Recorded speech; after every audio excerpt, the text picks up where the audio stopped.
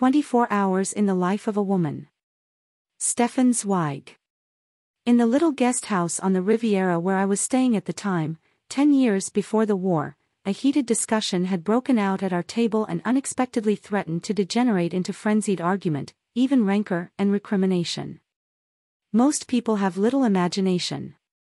If something doesn't affect them directly, does not drive a sharp wedge straight into their minds, it hardly excites them at all, but if an incident, however slight, takes place before their eyes, close enough for the senses to perceive it, it instantly rouses them to extremes of passion.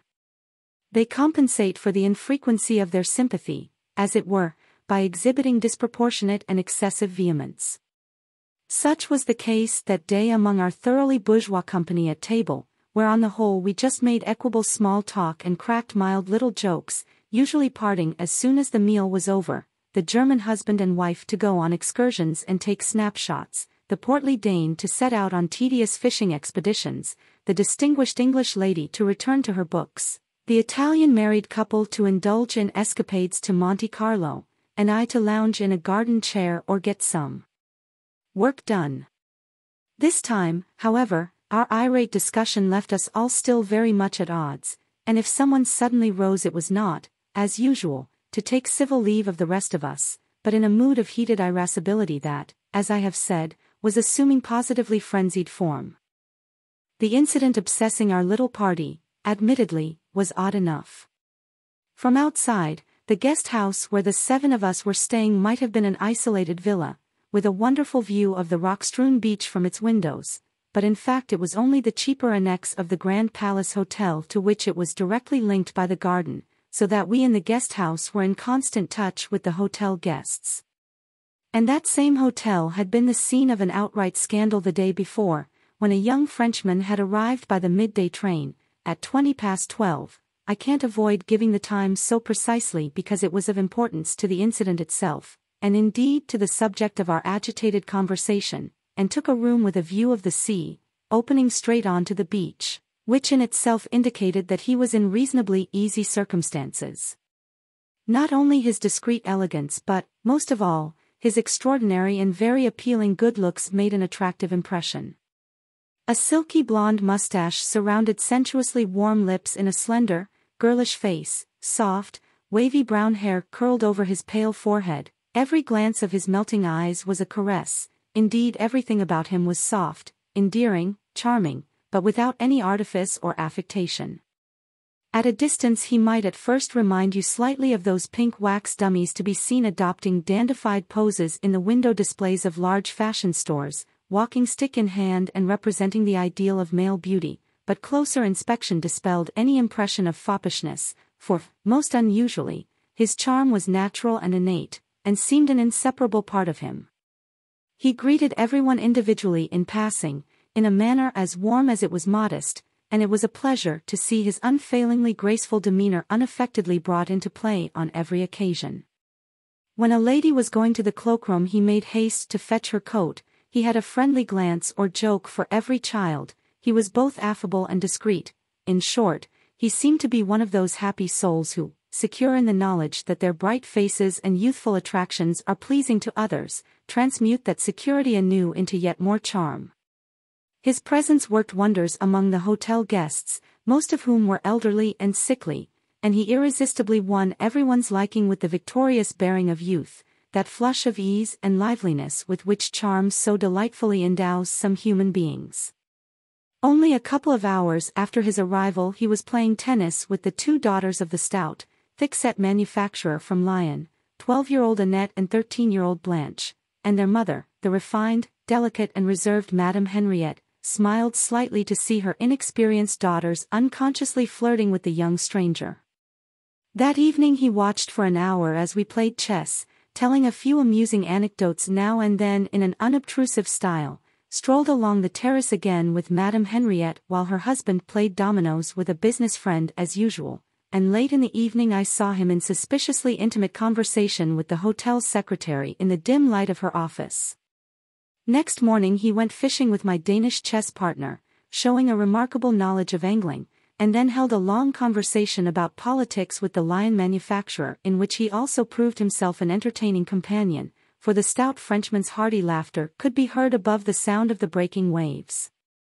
After lunch he spent an hour alone with Madame Henriette in the garden again, drinking black coffee, played another game of tennis with her daughters and chatted in the lobby to the German couple.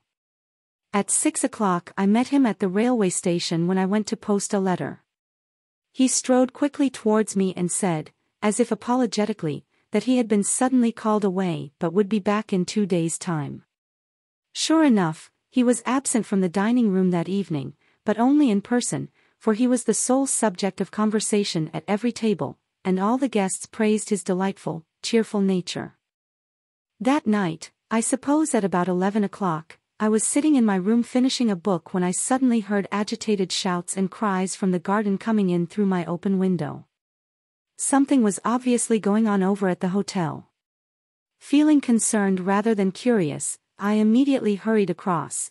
It was some 50 paces, and found the guests and staff milling around in great excitement. Madame Henriette, whose husband had been playing dominoes with his friend from Namur as usual, had not come back from her evening walk on the terrace by the beach, and it was feared that she had suffered an accident. The normally ponderous, slow-moving manufacturer kept charging down to the beach like a bull, and when he called, "Henriette! Henriette!" into the night, his voice breaking with fear, the sound conveyed something of the terror and the primeval nature of a gigantic animal wounded to death. The waiters and page boys ran up and down the stairs in agitation, all the guests were woken and the police were called. The fat man, however, trampled and stumbled his way through all this, waistcoat unbuttoned, sobbing and shrieking as he pointlessly shouted the name Henriette. Henriette, into the darkness. By now the children were awake upstairs, and stood at the window in their night dresses, calling down for their mother. Their father hurried upstairs again to comfort them. And then something so terrible happened that it almost defies retelling, for a violent strain on human nature, at moments of extremity, can often give such tragic expression to a man's bearing that no images or words can reproduce it with the same lightning force. Suddenly the big, heavy man came down the creaking stairs with a changed look on his face, very weary and yet grim. He had a letter in his hand. "Call them all back," he told the hotel majordomo, in a barely audible voice. "Call everyone in again. There's no need. My wife has left me."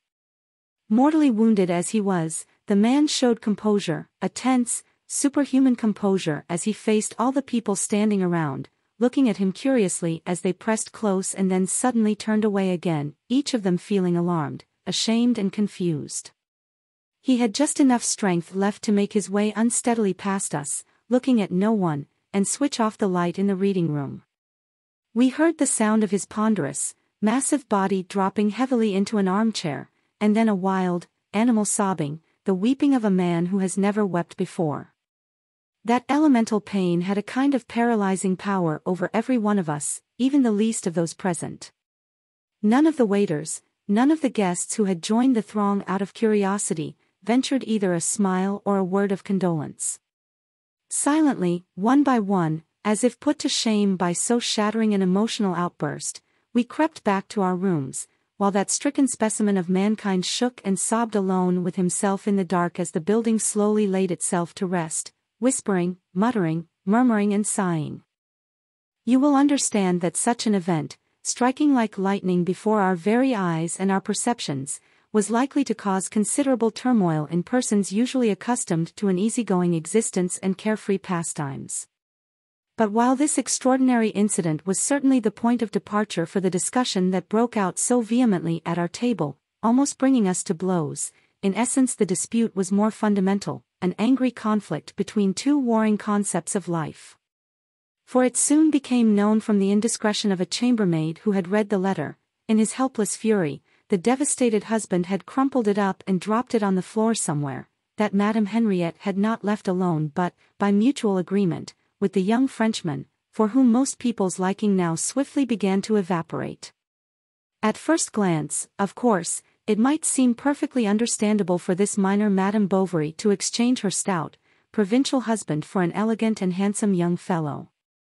But what aroused so much indignation in all present was the circumstance that neither the manufacturer nor his daughters, nor even Madame Henriette herself, had ever set eyes on this Lovelace before, and consequently their evening conversation for a couple of hours on the terrace, and the 1-hour session in the garden over black coffee, seemed to have sufficed to make a woman about 33 years old and of blameless reputation abandon her husband and 2 children overnight, following a young dandy previously unknown to her without a second thought.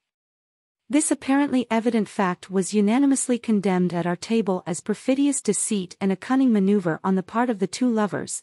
Of course Madame Henriette must have been conducting a clandestine affair with the young man long before, and he had come here, Pied Piper that he was, only to settle the final details of their flight, for, so our company deduced, it was out of the question for a decent woman who had known a man a mere couple of hours to run off just like that when he first whistled her up. It amused me to take a different view, and I energetically defended such an eventuality as possible, even probable in a woman who at heart had perhaps been ready to take some decisive action through all the years of a tedious, disappointing marriage. My unexpected opposition quickly made the discussion more general, and it became particularly agitated when both married couples, the Germans and the Italians alike, denied the existence of the coup de foudre with positively scornful indignation, condemning it as folly and tasteless romantic fantasy. Well, it's of no importance here to go back in every detail over the stormy course of an argument conducted between soup and dessert. Only professionals of the table d'hôte are witty, and points made in the heat of a chance dispute at table are usually banal, since the speakers resort to them clumsily and in haste. It is also difficult to explain how our discussion came to assume the form of insulting remarks so quickly. I think it grew so vehement in the first place because of the instinctive wish of both husbands to reassure themselves that their own wives were incapable of such shallow inconstancy. Unfortunately, they could find no better way of expressing their feelings than to tell me that no one could speak as I did except a man who judged the feminine psyche by a bachelor's random conquests, which came only too cheap. This accusation rather annoyed me, and when the German lady added her mite by remarking instructively that there were real women on the one hand and natural-born tarts on the other, and in her opinion Madame Henriette must have been one of the latter, I lost patience entirely and became aggressive myself.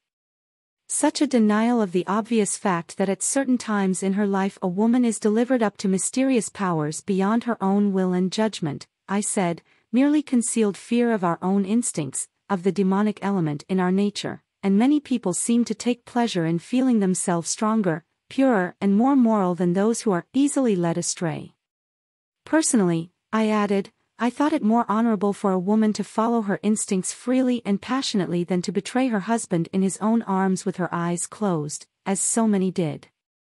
Such, roughly, was the gist of my remarks, and the more the others attacked poor Madame Henriette in a conversation now rising to fever pitch, the more passionately I defended her, going far beyond what I actually felt in the case.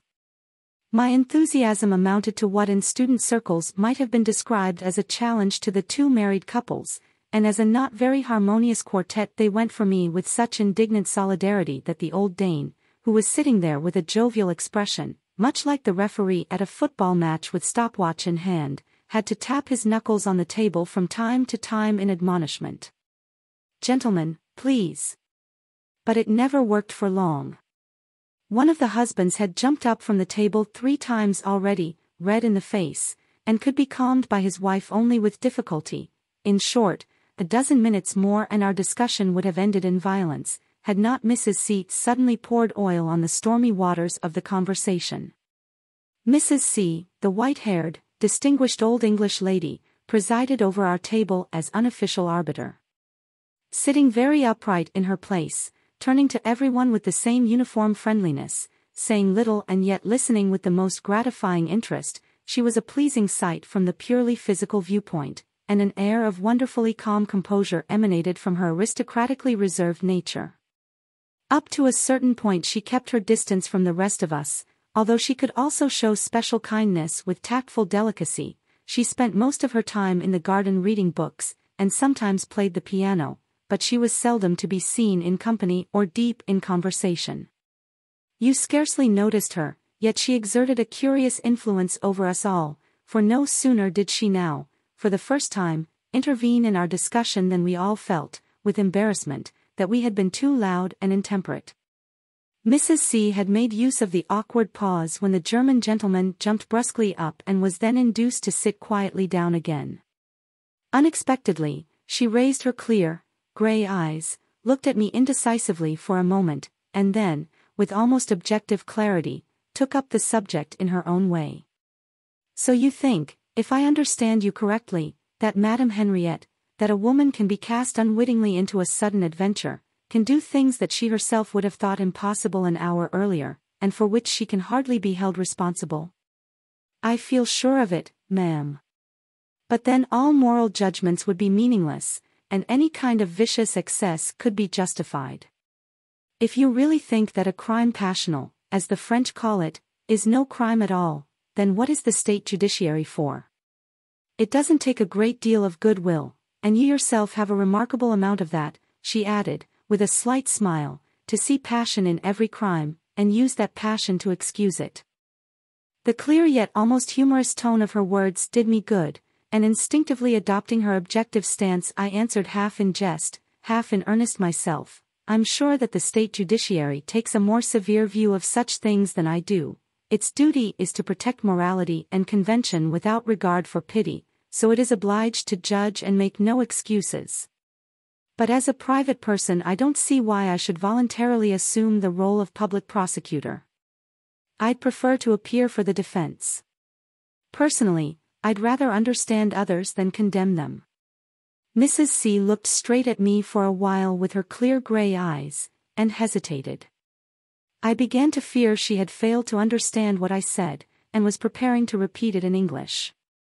But with a curious gravity, as if conducting an examination, she continued with her questions. Don't you think it contemptible or shocking, though, for a woman to leave her husband and her children to follow some chance-met man, when she can't even know if he is worth her love? Can you really excuse such reckless, promiscuous conduct in a woman who is no longer in her first youth, and should have disciplined herself to preserve her self-respect, if only for the sake of her children? I repeat, ma'am, I persisted, that I decline to judge or condemn her in this case. To you, I can readily admit that I was exaggerating a little just now. Poor Madame Henriette is certainly no heroine, not even an adventuress by nature, let alone a grande amoureuse. So far as I know her, she seems to me just an average, fallible woman. I do feel a little respect for her because she bravely followed the dictates of her own will, but even more pity, since tomorrow, if not today, she is sure to be deeply unhappy. She may have acted unwisely and certainly too hastily, but her conduct was not base or mean, and I still challenge anyone's right to despise the poor unfortunate woman. And what about you yourself? Do you still feel exactly the same respect and esteem for her? Don't you see any difference between the woman you knew the day before yesterday as a respectable wife, and the woman who ran off with a perfect stranger a day later? None at all. Not the slightest, not the least difference. Is that so? She instinctively spoke those words in English. The whole conversation seemed to be occupying her mind to a remarkable degree. After a brief moment's thought, she raised her clear eyes to me again, with a question in them. And suppose you were to meet Madame Henriette tomorrow, let's say in Nice on the young man's arm, would you still greet her? Of course. And speak to her? Of course. If you were married, would you introduce such a woman to your wife as if nothing had happened? Of course. Would you really? She said, in English again, speaking in tones of incredulous astonishment. Indeed I would, I answered, unconsciously falling into English too. Mrs. C was silent. She still seemed to be thinking hard, and suddenly, looking at me as if amazed at her own courage, she said, I don't know if I would. Perhaps I might. And with the indefinable and peculiarly English ability to end a conversation firmly but without brusque discourtesy, she rose and offered me her hand in a friendly gesture. Her intervention had restored peace, and we were all privately grateful to her for ensuring that although we had been at daggers drawn a moment ago, we could speak to each other with tolerable civility again. The dangerously charged atmosphere was relieved by a few light remarks. Although our discussion seemed to have been courteously resolved, its irate bitterness had none the less left a faint, lingering sense of estrangement between me and my opponents in argument. The German couple behaved with reserve, while over the next few days the two Italians enjoyed asking me ironically, at frequent intervals, whether I had heard anything of La cara Signora Henrietta. Urbane as our manners might appear, something of the equable, friendly good fellowship of our table had been irrevocably destroyed. The chilly sarcasm of my adversaries was made all the more obvious by the particular friendliness Mrs. C had shown me since our discussion. Although she was usually very reserved, and hardly ever seemed to invite conversation with her table companions outside meal times, she now on several occasions found an opportunity to speak to me in the garden and, I might almost say, distinguish me by her attention, for her upper-class reserve made a private talk with her seem a special favor. To be honest, in fact, I must say she positively sought me out and took every opportunity of entering into conversation with me, in so marked a way that had she not been a white-haired elderly lady I might have entertained some strange, conceited ideas. But when we talked our conversation inevitably and without fail came back to the same point of departure, to Madame Henriette, it seemed to give her some mysterious pleasure to accuse the errant wife of weakness of character and irresponsibility. At the same time, however, she seemed to enjoy my steadfast defense of that refined and delicate woman, and my insistence that nothing could ever make me deny my sympathy for her. She constantly steered our conversation the same way, and in the end I hardly knew what to make of her strange, almost eccentric obsession with the subject. This went on for a few days, maybe 5 or 6, and she never said a word to suggest why this kind of conversation had assumed importance for her. But I could not help realizing that it had when I happened to mention, during a walk, that my stay here would soon be over, and I thought of leaving the day after tomorrow. At this her usually serene face suddenly assumed a curiously intense expression, and something like the shadow of a cloud came into her clear gray eyes. "Oh, what a pity! There's still so much I'd have liked to discuss with you." And from then on a certain uneasy restlessness showed that while she spoke she was thinking of something else, something that occupied and distracted her mind a great deal. At last she herself seemed disturbed by this mental distraction, for in the middle of a silence that had suddenly fallen between us she unexpectedly offered me her hand. "I see that I can't put what I really want to say to you clearly. I'd rather write it down." And walking faster than I was used to seeing her move, she went towards the house. I did indeed find a letter in her energetic, frank handwriting in my room just before dinner that evening. I now greatly regret my carelessness with written documents in my youth, which means that I cannot reproduce her note word for word, and can give only the gist of her request. Might she asked, tell me about an episode in her life. It lay so far back in the past, she wrote, that it was hardly a part of her present existence any more, and the fact that I was leaving the day after tomorrow made it easier for her to speak of something that had occupied and preyed on her mind for over 20 years. If I did not feel such a conversation was an importunity, she would like to ask me for an hour of my time. The letter, I merely outline its contents here, fascinated me to an extraordinary degree. Its English style alone lent it great clarity and resolution. Yet I did not find it easy to answer.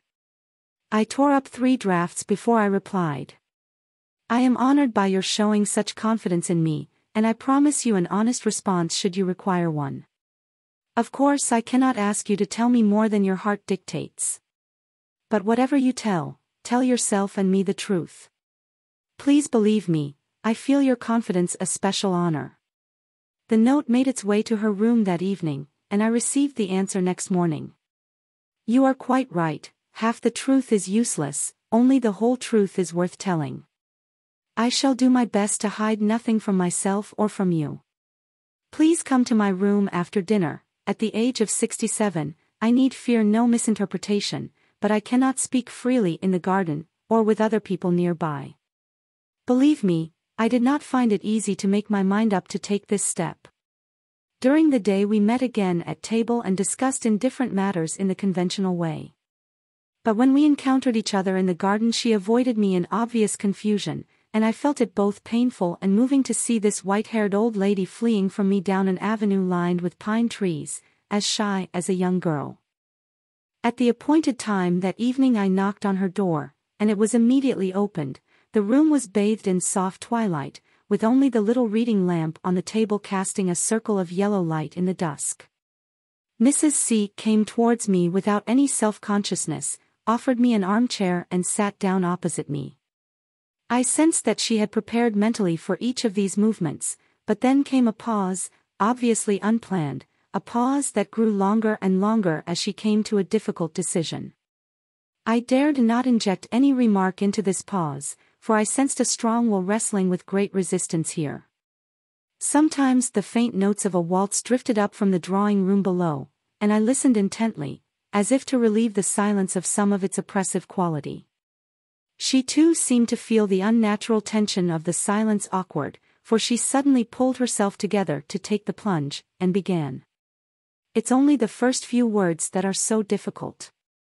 For the last 2 days I have been preparing to be perfectly clear and truthful. I hope I shall succeed. Perhaps you don't yet understand why I am telling all this to you, a stranger, but not a day, scarcely an hour goes by when I do not think of this particular incident, and you can believe me, an old woman now, when I say it is intolerable to spend one's whole life staring at a single point in it, a single day. Everything I am about to tell you, you see, happened within the space of just 24 hours in my 67 years of life, and I have often asked myself, I have wondered to the point of madness, why a moment's foolish action on a single occasion should matter. But we cannot shake off what we so vaguely call conscience, and when I heard you speak so objectively of Madame Henriette's case, I thought that perhaps there might be an end to my senseless dwelling on the past, my constant self-accusation, if I could bring myself to speak freely to someone, anyone, about that single day in my life. If I were not an Anglican but a Catholic, the confessional would long ago have offered me an opportunity of release by putting what I have kept silent into words, but that comfort is denied us, and so I make this strange attempt to absolve myself by speaking to you today.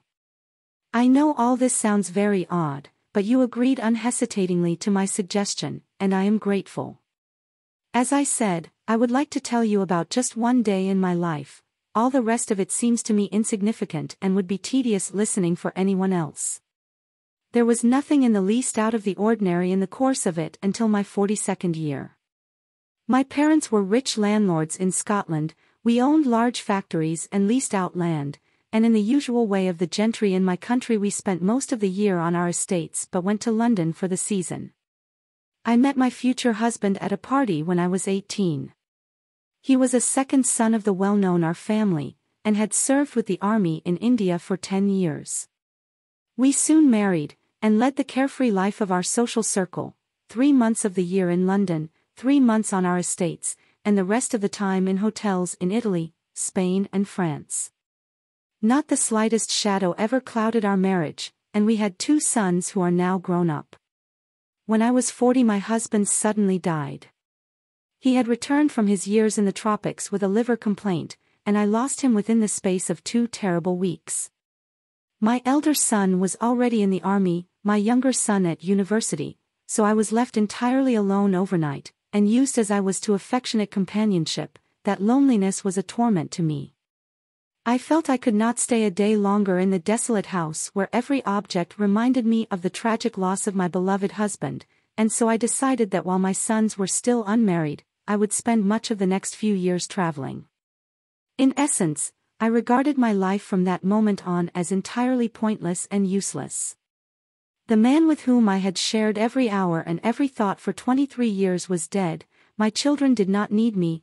I was afraid of casting a cloud over their youth with my sadness and melancholy, but I wished and desired nothing any more for myself. I went first to Paris, where I visited shops and museums out of sheer boredom, but the city and everything else were strange to me, and I avoided company because I could not bear the polite sympathy in other people's eyes when they saw that I was in mourning. How those months of aimless, apathetic wandering passed I can hardly say now. All I know is that I had a constant wish to die, but not the strength to hasten the end I longed for so ardently. In my 2nd year of mourning, that is to say my 42nd year, I had come to Monte Carlo at the end of March in my unacknowledged flight from time that had become worthless and was more than I could deal with. To be honest, I came there out of tedium, out of the painful emptiness of the heart that wells up like nausea, and at least tries to nourish itself on small external stimulations. The less I felt in myself, the more strongly I was drawn to those places where the whirligig of life spins most rapidly. If you are experiencing nothing yourself, the passionate restlessness of others stimulates the nervous system like music or drama. That was why I quite often went to the casino. I was intrigued to see the tide of delight or dismay ebbing and flowing in other people's faces, while my own heart lay at such a low ebb.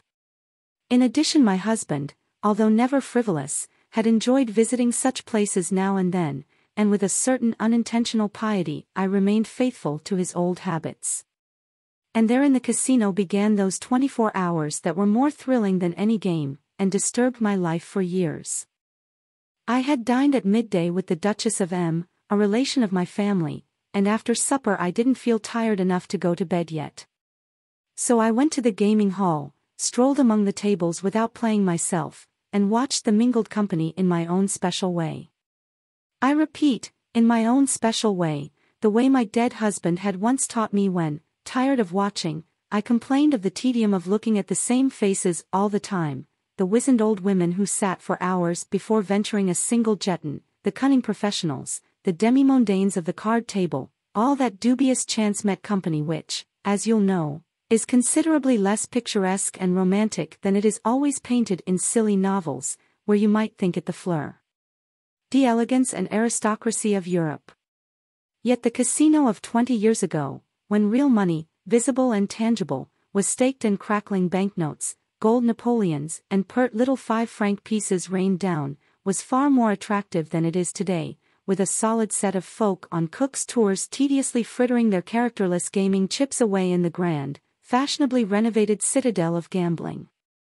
Even then, however, I found little to stimulate me in the similarity of so many indifferent faces, until one day my husband, whose private passion was for chiromancy, that's to say, divination by means of the hand, showed me an unusual method of observation which proved much more interesting, exciting and fascinating than standing casually around.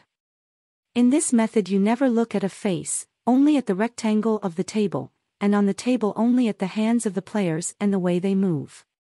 I don't know if you yourself ever happen to have looked at the green table, just that green square with the ball in the middle of it tumbling drunkenly from number to number, while fluttering scraps of paper, round silver and gold coins fall like seed corn on the spaces of the board, to be raked briskly away by the croupier or shoveled over to the winner like harvest bounty. If you watch from that angle, only the hands change, all those pale, moving, waiting hands around the green table, all emerging from the ever-different caverns of the players' sleeves, each a beast of prey ready to leap, each varying in shape and color, some bare, others laden with rings and clinking bracelets, some hairy like wild beasts, some damp and writhing like eels, but all of them tense, vibrating with a vast impatience. I could never help thinking of a racecourse where the excited horses are held back with difficulty on the starting line in case they gallop away too soon. They quiver and buck and rear in just the same way. You can tell everything from those hands, from the way they wait, they grab, they falter. You can see an avaricious character in a claw-like hand and a spendthrift in a relaxed one, a calculating man in a steady hand and a desperate man in a trembling wrist. Hundreds of characters betray themselves instantly in their way of handling money, crumpling or nervously creasing notes, or letting it lie as the ball goes round, their hands now weary and exhausted. Human beings give themselves away in play, a cliché, I know, but I would say their own hands give them away even more clearly in gambling. Almost all gamblers soon learn to control their faces, from the neck up, they wear the cold mask of impassivity, they force away the lines around their mouths and hide their agitation behind clenched teeth, they refuse to let their eyes show uneasiness, they smooth the twitching muscles of the face into an artificial indifference, obeying the dictates of polite conduct.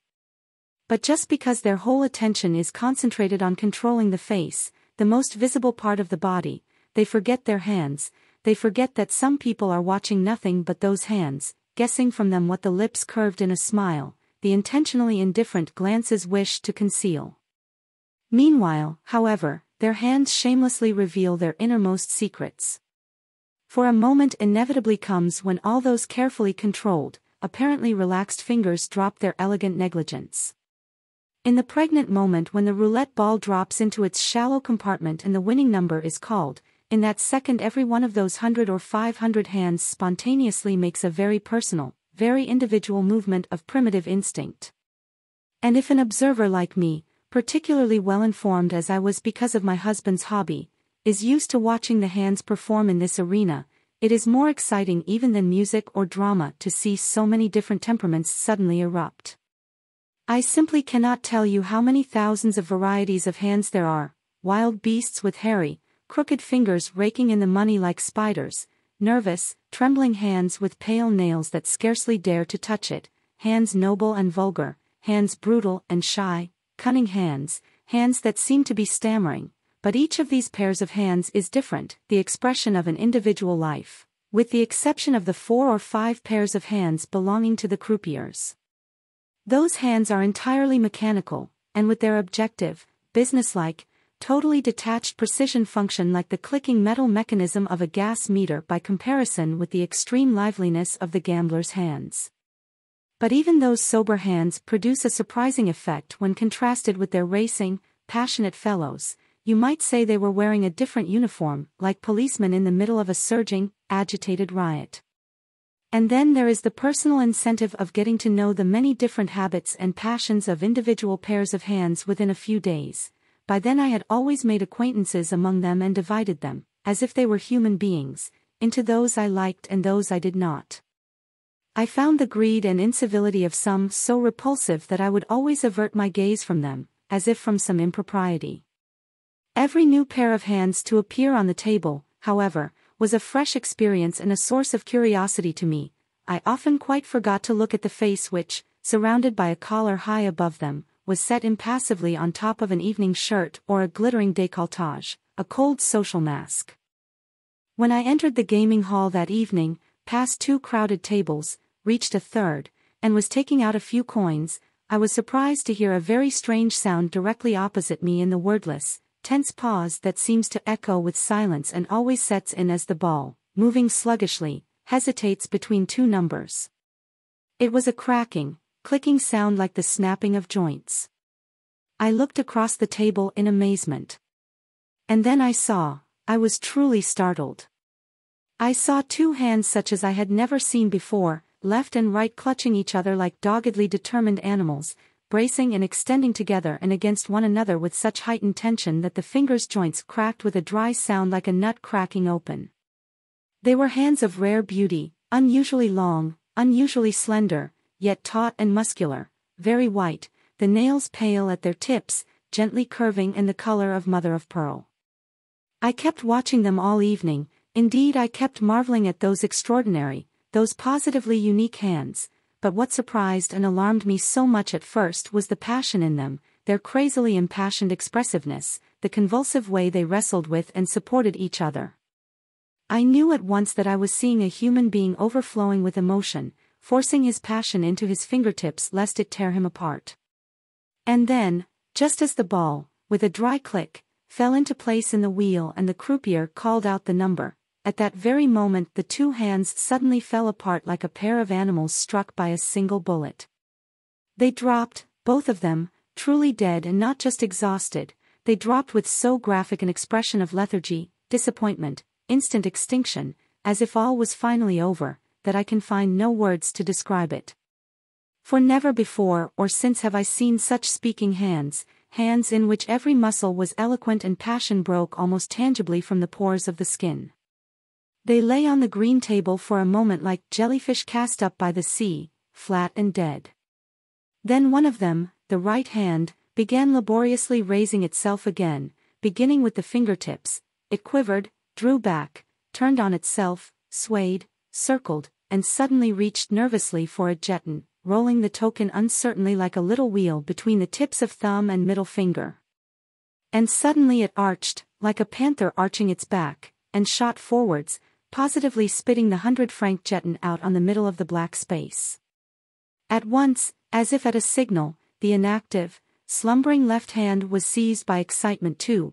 It rose, slunk, crawled over to its companion hand, which was trembling now as if exhausted by throwing down the jeton, and both hands lay there together trembling, the joints of their fingers working away soundlessly on the table, tapping slightly together like teeth chattering in a fever. No, I had never seen hands of such expressive eloquence, or such spasmodic agitation and tension.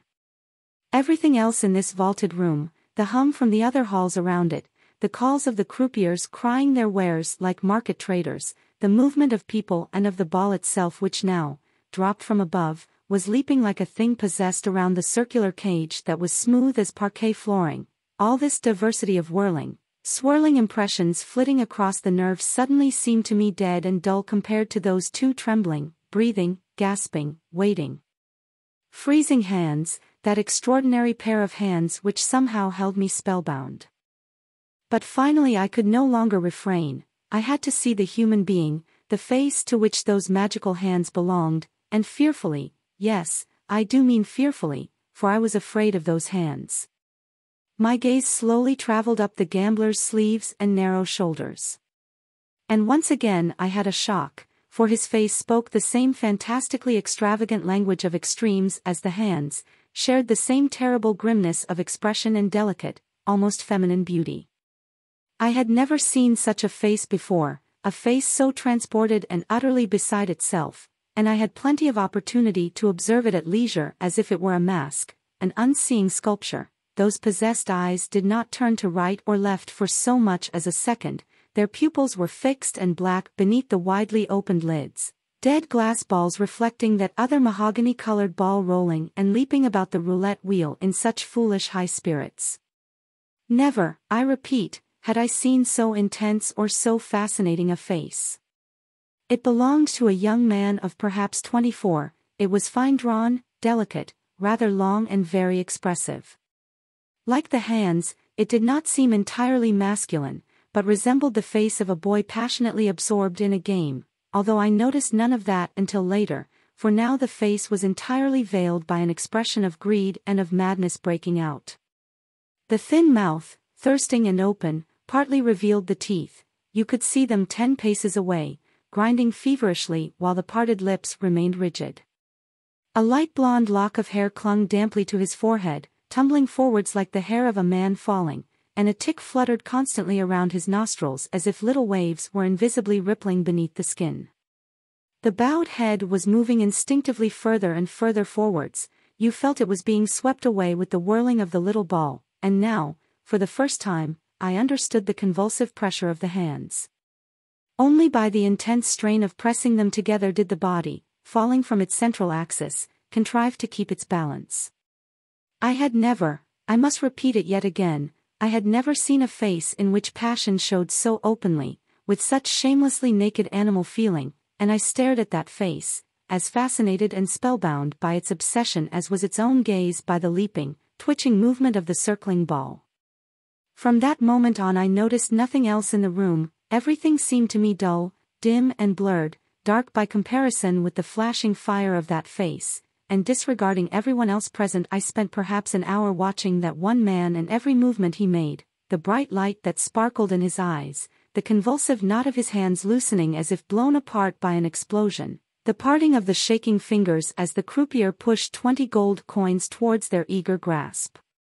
At that moment the face looked suddenly bright and very young, the lines in it smoothed out, the eyes began to gleam, the convulsively bowed body straightened lightly, easily. He suddenly sat there as relaxed as a horseman, borne up by the sense of triumph, fingers toying lovingly, idly with the round coins, clinking them together, making them dance and jingle playfully.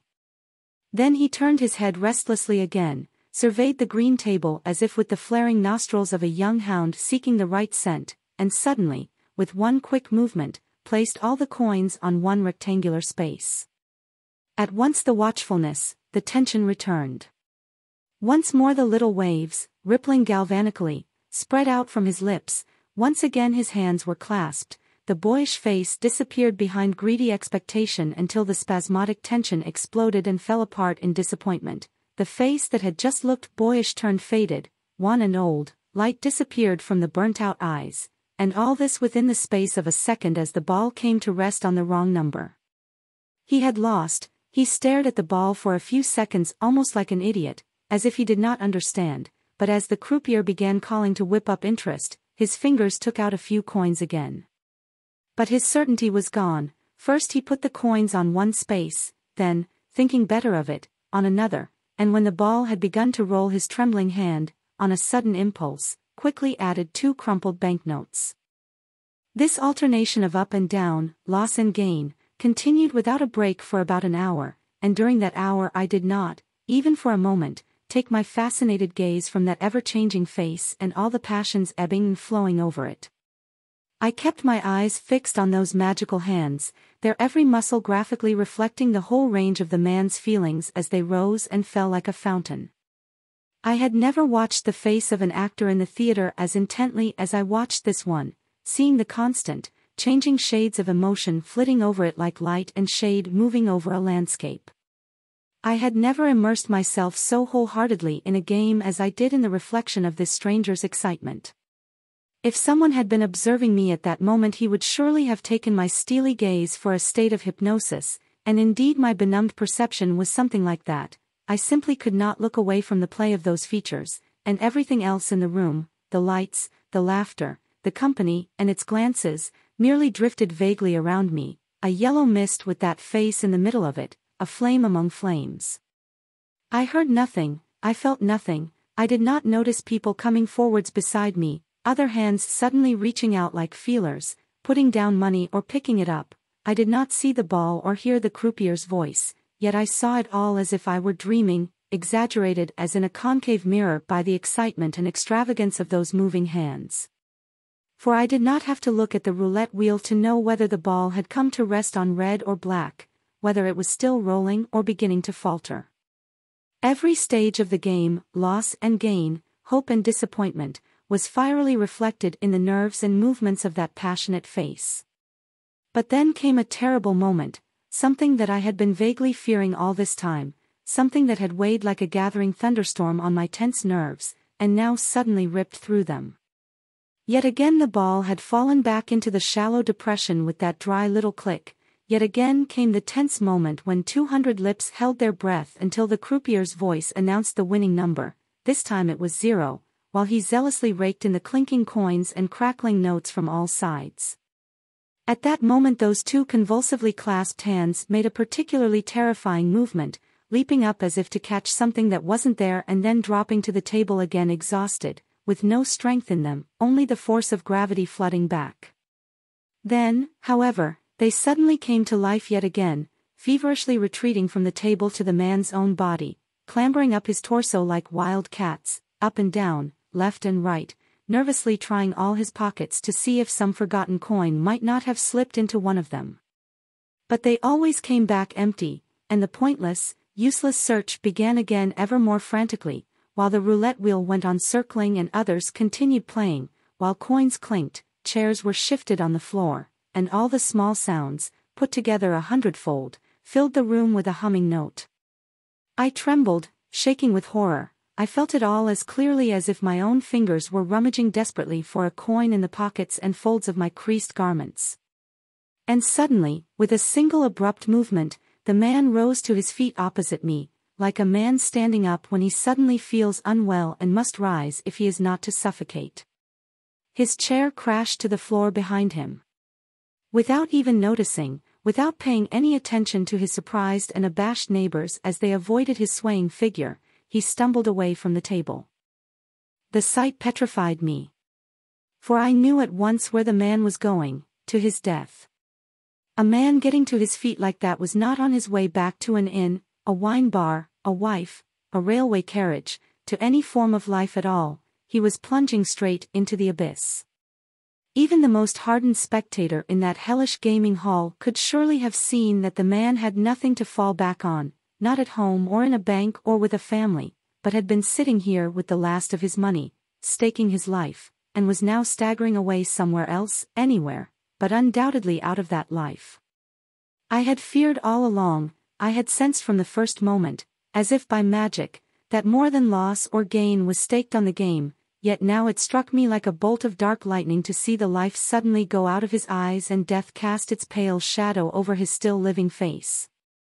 Instinctively, affected as I was by his own graphic gestures, I clutched at myself while the man tore himself away from his place and staggered out, for his own uncertain gait was now transferred to my own body just as his tension had entered my veins and nerves. Then I was positively wrenched away. I had to follow him, my feet moved without my own volition. It was entirely unconscious, I did not do it of my own accord, it was something happening to me when, taking no notice of anyone, feeling nothing myself, I went out into the corridor leading to the doors. He was standing at the cloakroom counter, and the attendant had brought him his coat. But his arms would no longer obey him, so the helpful attendant laboriously eased them into the sleeves, as if he were paralyzed. I saw him automatically put his hand in his waistcoat pocket to give the man a tip, but his fingers emerged empty.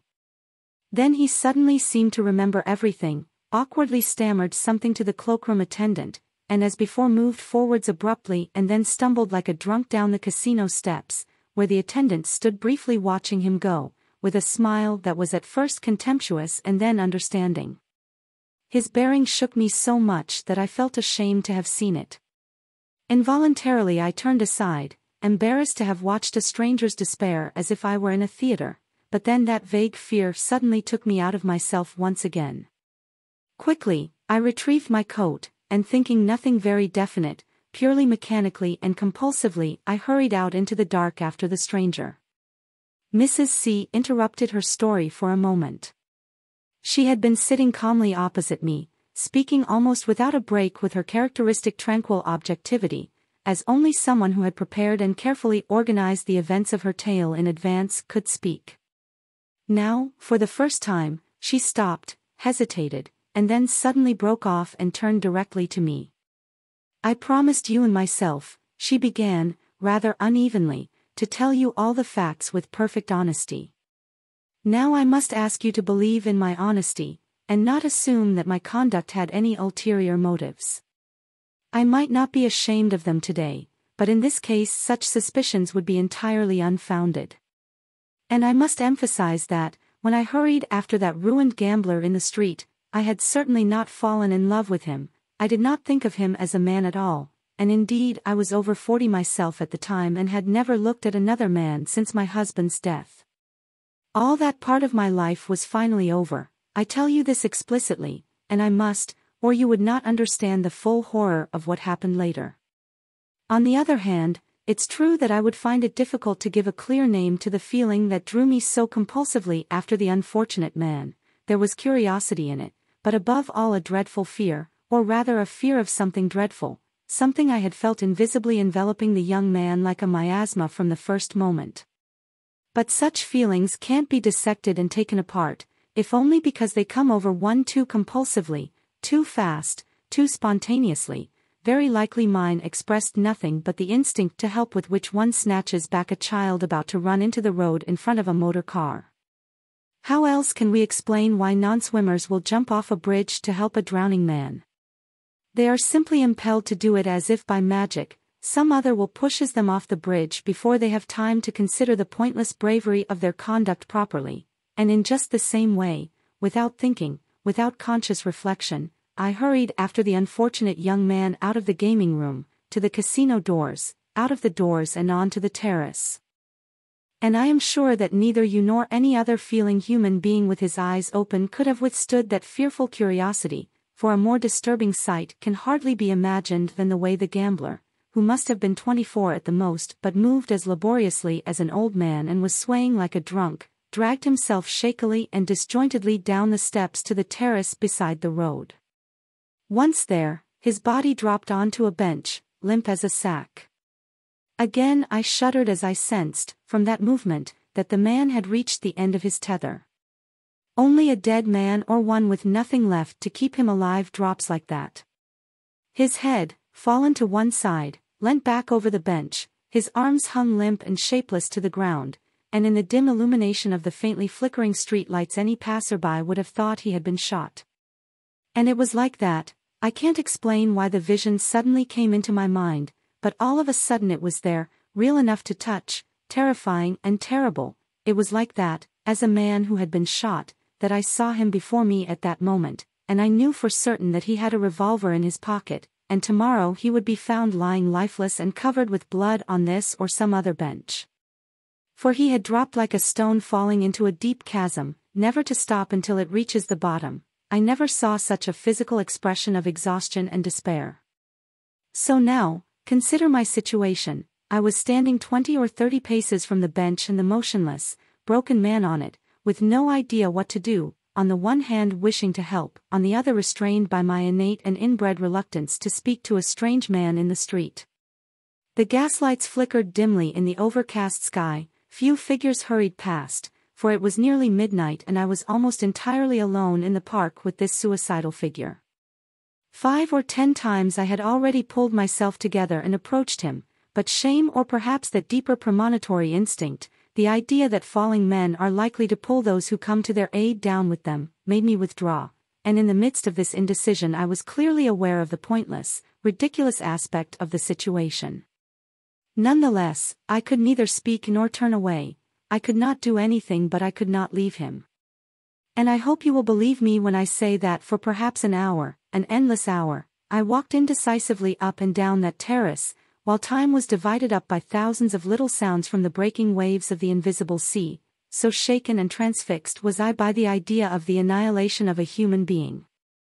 Yet I could not summon up the courage to say a word or make a move, and I would have waited like that half the night, or perhaps in the end my wiser self-interest would have prevailed on me to go home, and indeed I think I had already made up my mind to leave that helpless bundle of misery lying there, when a superior force put an end to my indecision. It began to rain. All evening the wind had been piling up heavy spring clouds full of moisture above the sea. Lungs and heart felt the pressure of the lowering sky, and now drops suddenly began to splash down. Soon a heavy rain was falling in wet torrents blown about by the wind. I instinctively sheltered under the projecting roof of a kiosk, but although I put up my umbrella, gusts of wind kept blowing the rain on my dress. I felt the cold mist thrown up by the falling raindrops spray my face and hands. And it was such a terrible sight that even now, 2 decades later, the memory still constricts my throat. But in the middle of this cloudburst the unfortunate man stayed perfectly still on his bench, never moving. Water was gurgling and dripping from all the eaves. You could hear the rumble of carriages from the city. People with their coat collars turned up hurried past to right and to left. All living creatures ducked in alarm, fled, ran, sought shelter. Man and beast felt universal fear of the torrential element, but that black heap of humanity on the bench did not stir or move. I told you before that he had the magical gift of graphically expressing everything he felt in movement and gesture. But nothing on earth could convey despair, total self-surrender, death in the midst of life to such shattering effect as his immobility, the way he sat there in the falling rain, not moving, feeling nothing, too tired to rise and walk the few steps to the shelter of the projecting roof, utterly indifferent to his own existence. No sculptor, no poet, not Michelangelo or Dante has ever brought that sense of ultimate despair, of ultimate human misery so feelingly to my mind as the sight of that living figure letting the watery element drench him, too weary and uncaring to make a single move to protect himself. That made me act. I couldn't help it. Pulling myself together, I ran the gauntlet of the lashing rain and shook the dripping bundle of humanity to make him get up from the bench. "Come along." I seized his arm. Something stared up at me, with difficulty. Something in him seemed to be slowly preparing to move, but he did not understand. "Come along." Once again, almost angry now, I tugged at his wet sleeve. Then he slowly stood up, devoid of will and swaying. "What do you want?" he asked, and I could not reply, for I myself had no idea where to take him, just away from the cold downpour where he had been sitting so senselessly, suicidally, in the grip of deep despair. I did not let go of his arm but dragged the man on, since he had no will of his own, to the sales kiosk where the narrow, projecting roof at least partly sheltered him from the raging attack of the stormy rain as the wind tossed it wildly back and forth. That was all I wanted, I had nothing else in mind, just to get him somewhere dry, under a roof. As yet I had thought no further. So we stood side by side on that narrow strip of dry ground, the wall of the kiosk behind us and above us only the roof, which was not large enough, for the insatiable rain insidiously came in under it as sudden gusts of wind flung wet, chilly showers over our clothes and into our faces. The situation became intolerable. I could hardly stand there any longer beside this dripping wet stranger. On the other hand, having dragged him over here, I couldn't just leave him and walk away without a word. Something had to be done, and gradually I forced myself to think clearly. It would be best, I thought, to send him home in a cab and then go home myself. He would be able to look after himself tomorrow. So as he stood beside me gazing fixedly out at the turbulent night, I asked, "Where do you live?" "I'm not staying anywhere. I only arrived from Nice this morning. We can't go to my place." I did not immediately understand this last remark. Only later did I realize that the man took me for a demi-mondaine, one of the many women who haunt the casino by night, hoping to extract a little money from lucky gamblers or drunks. After all, what else was he to think? For only now that I tell you about it do I feel all the improbability, indeed the fantastic nature of my situation. What else was he to think of me? The way I had pulled him off the bench and dragged him away as if it were perfectly natural was certainly not the conduct of a lady. But this idea did not occur to me at once. Only later, only too late did his terrible misapprehension dawn upon me, or I would never have said what I did next, in words that were bound to reinforce his impression. "Then we'll just take a room in a hotel. You can't stay here. You must get under cover somewhere." Now I understood his painful misunderstanding, for he did not turn towards me but merely rejected the idea with a certain contempt in his voice. "I don't need a room, I don't need anything now. Don't bother, you won't get anything out of me. You've picked the wrong man. I have no money." This too was said in a dreadful tone, with shattering indifference, and the way he stood there dripping wet and leaning against the wall, slack and exhausted to the bone, shook me so much that I had no time to waste on taking petty offense. I merely sensed, as I had from the first moment when I saw him stagger from the gaming hall, as I had felt all through this improbable hour, that here was a human being, a young, living, breathing human being on the very brink of death, and I must save him. I came closer. "Never mind money, come along. You can't stay here. I'll get you under cover. Don't worry about anything, just come with me." He turned his head and I felt, while the rain drummed round us with a hollow sound and the eaves cast water down to splash at our feet, that for the first time he was trying to make out my face in the dark. His body seemed to be slowly shaking off its lethargy too. "As you like," he said, giving in. "It's all one to me, after all, why not? Let's go." I put up my umbrella, he moved to my side and took my arm. I felt this sudden intimacy uncomfortable, indeed, it horrified me. I was alarmed to the depths of my heart. But I did not feel bold enough to ask him to refrain, for if I rejected him now he would fall into the bottomless abyss, and everything I had tried to do so far would be in vain. We walked the few steps back to the casino, and only now did it strike me that I had no idea what to do with him. I had better take him to a hotel, I thought quickly, and give him money to spend the night there and go home in the morning. I was not thinking beyond that. And as the carriages were now rapidly drawing up outside the casino, I hailed a cab and we got in. When the driver asked where to, I couldn't think what to say at first. But realizing that the drenched, dripping man beside me would not be welcome in any of the best hotels, on the other hand, genuinely inexperienced as I was, with nothing else in mind, I just told the cabbie, some simple hotel, anywhere. The driver, indifferent, and wet with rain himself, drove his horses on. The stranger beside me said not a word, the wheels rattled, the rain splashed heavily against the windows, and I felt as if I were traveling with a corpse in that dark, lightless rectangular space, in a vehicle like a coffin. I tried to think of something to say to relieve the strange, silent horror of our presence there together, but I could think of nothing. After a few minutes the cab stopped. I got out first and paid the driver, who shut the door after us as if drunk with sleep. We were at the door of a small hotel that was unknown to me, with a glass porch above us providing a tiny area of shelter from the rain, which was still lashing the impenetrable night around us with ghastly monotony. The stranger, giving way to his inertia, had instinctively leant against the wall, and water was dripping from his wet hat and crumpled garments. He stood there like a drunk who has been fished out of the river, still dazed, and a channel of water trickling down from him formed around the small patch of ground where he stood. But he made not the slightest effort to shake himself or take off the hat from which raindrops kept running over his forehead and face. He stood there entirely apathetically, and I cannot tell you how his broken demeanor moved me. But something had to be done. I put my hand into my bag. "Here are 100 francs, I said. "Take a room and go back to Nice tomorrow." He looked up in astonishment. "I was watching you in the gaming hall," I continued urgently, noticing his hesitation.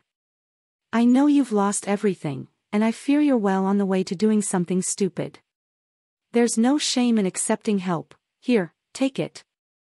But he pushed away my hand with an energy I wouldn't have expected in him. "You are very good," he said, "but don't waste your money. There's no help for me now. Whether I sleep tonight or not makes not the slightest difference. It will all be over tomorrow anyway. There's no help for me." "No, you must take it," I urged. "You'll see things differently tomorrow. Go upstairs and sleep on it. Everything will look different in daylight." But when I tried to press the money on him again, he pushed my hand away almost violently. "Don't," he repeated dully. "There's no point in it.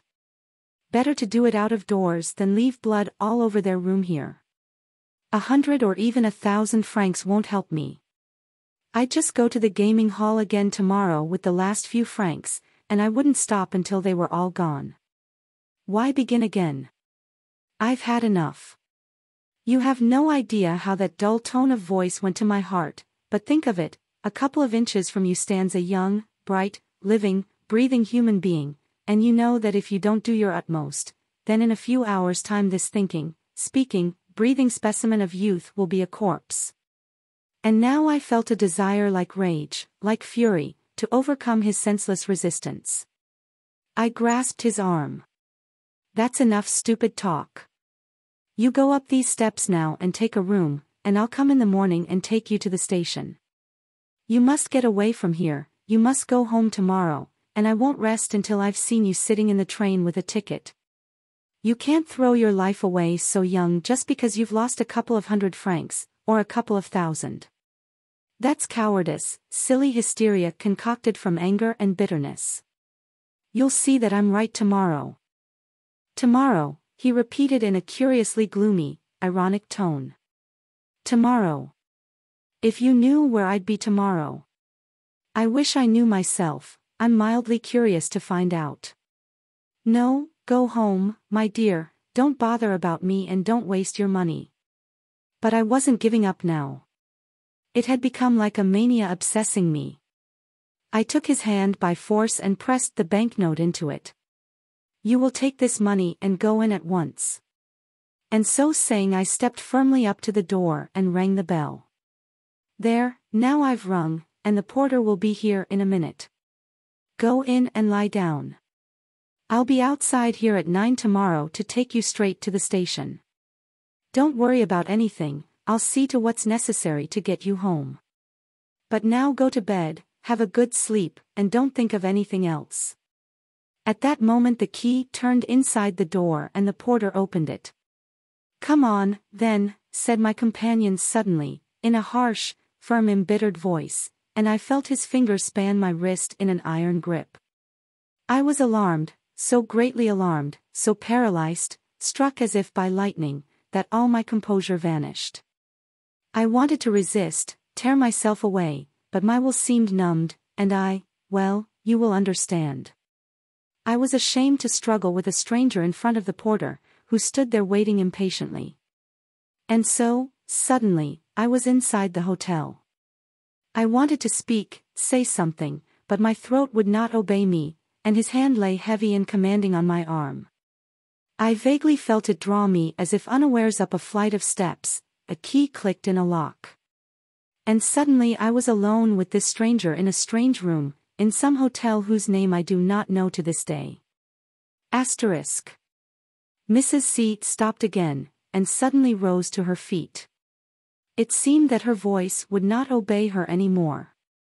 She went over to the window and looked out in silence for some minutes, or perhaps she was just resting her forehead on the cold pane. I did not have the courage to look closely, for I found it painful to see the old lady so agitated. So I sat quite still, asking no questions, making no sound, and waited until she came back, stepping firmly, and sat down opposite me. Well, now the most difficult part is told. And I hope you will believe me when I assure you yet again, when I swear by all that is sacred to me, by my honor and my children, that up to that moment no idea of any relationship with the stranger had entered my mind, that I really had been suddenly plunged into this situation against my own will, indeed entirely unawares, as if I had fallen through a trapdoor from the level path of my existence. I have promised to be honest with you and with myself, so I repeat again that I embarked on this tragic venture merely through a rather overwrought desire to help, not through any personal feeling, quite without any wishes or forebodings. You must spare me the tale of what happened in that room that night. I myself have forgotten not a moment of it, and I never will. I spent it wrestling with another human being for his life, and I repeat, it was a battle of life and death. I felt only too clearly, with every fiber of my being, that this stranger, already half lost, was clutching at his last chance with all the avid passion of a man threatened by death. He clung to me like one who already feels the abyss yawning beneath him. For my part, I summoned everything in me to save him by all the means at my command. A human being may know such an hour perhaps only once in his life, and out of millions, again, perhaps only one will know it, but for that terrible chance I myself would never have guessed how ardently, desperately, with what boundless greed a man given up for lost will still suck at every red drop of life.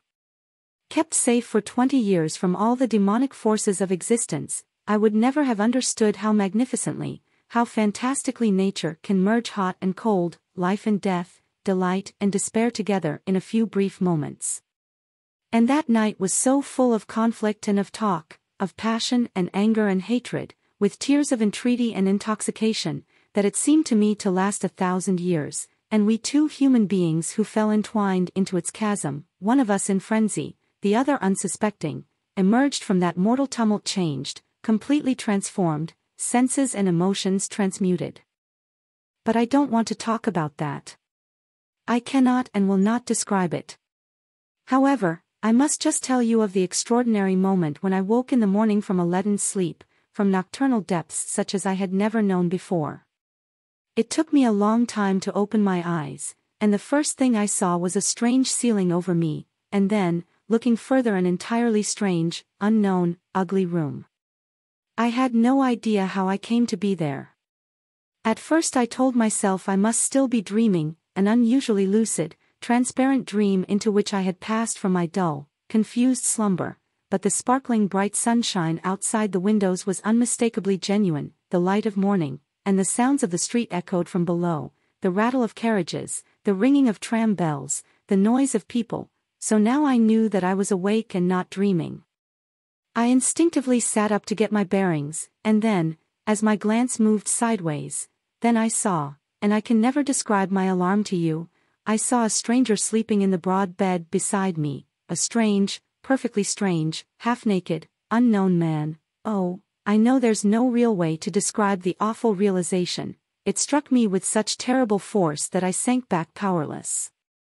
But not in a kindly faint, not falling unconscious, far from it. With lightning speed, everything became as clear to me as it was inexplicable, and all I wanted was to die of revulsion and shame at suddenly finding myself in an unfamiliar bed in a decidedly shady hotel, with a complete stranger beside me.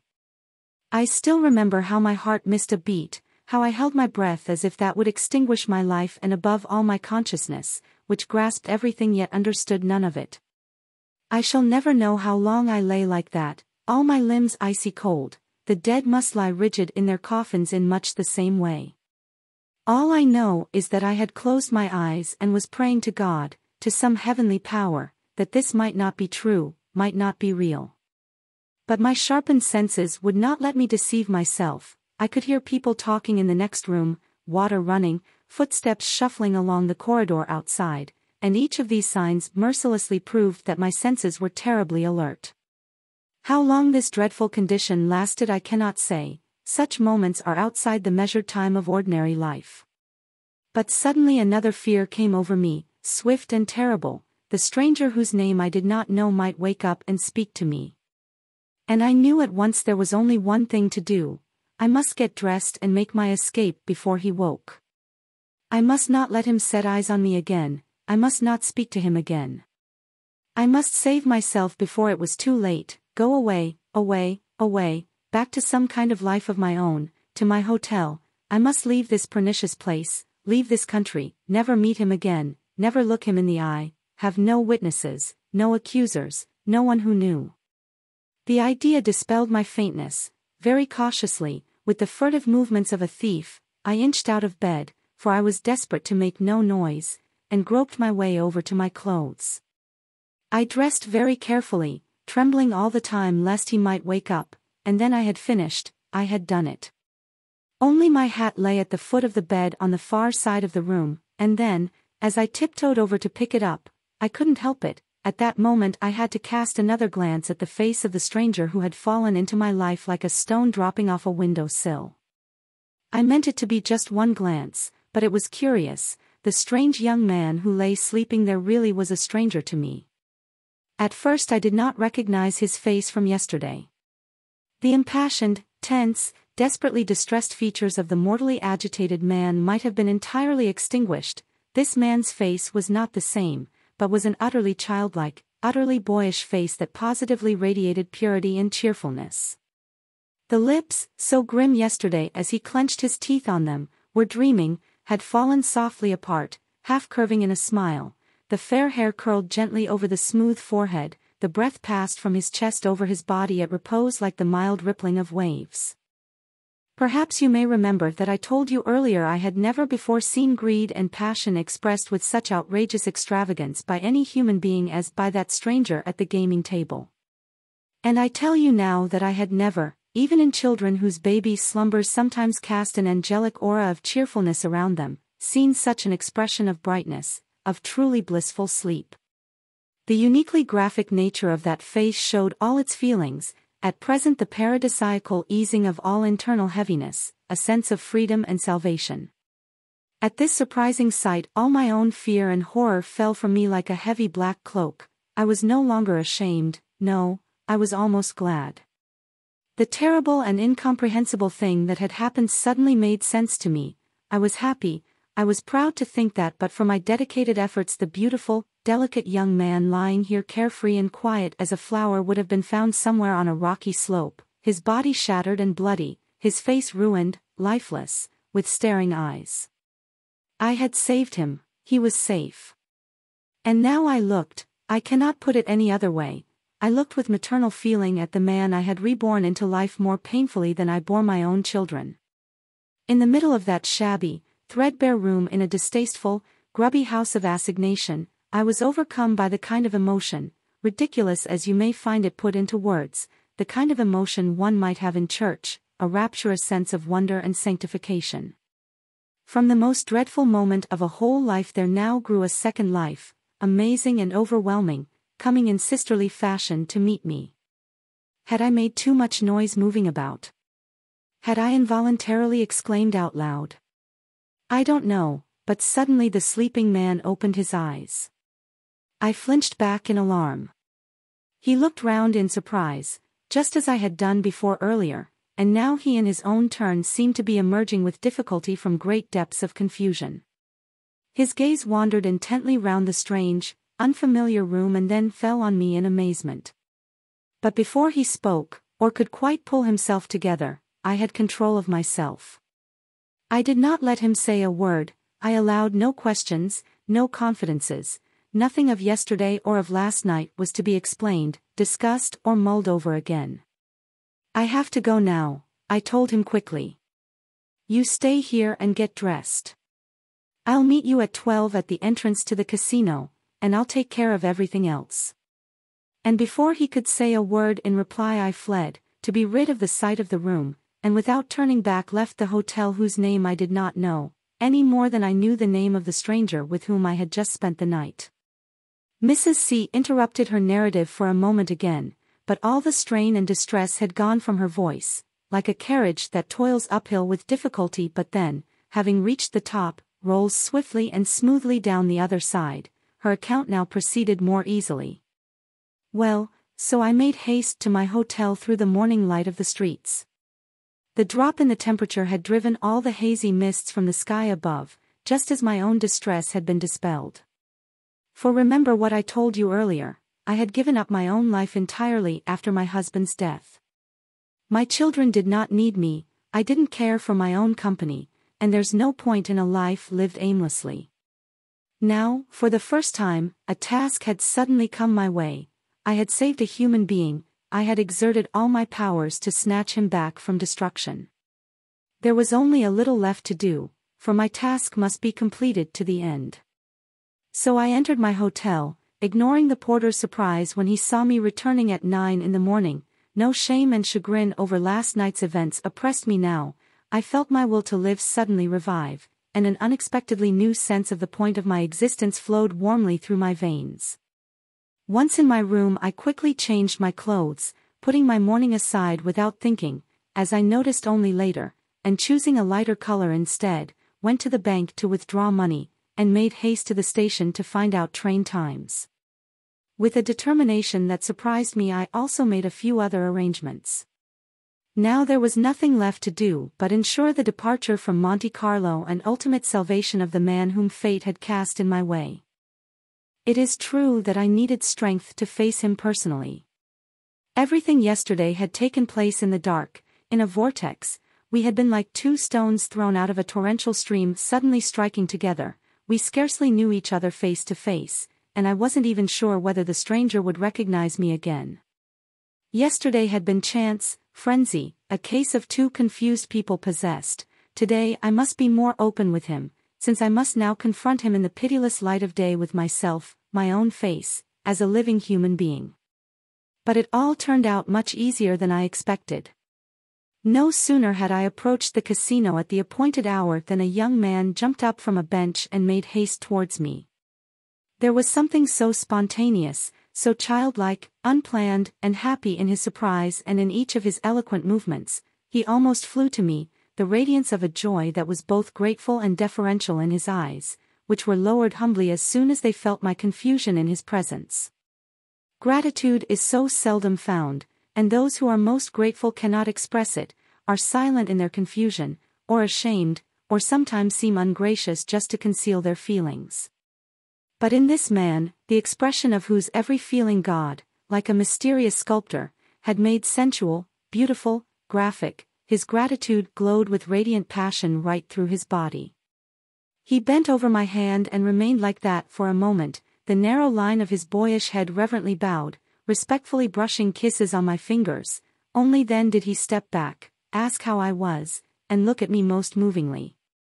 There was such courtesy in everything he said that within a few minutes the last of my anxiety had gone. As if reflecting the lightning of my own feelings, the landscape around was shining, the spell on it broken.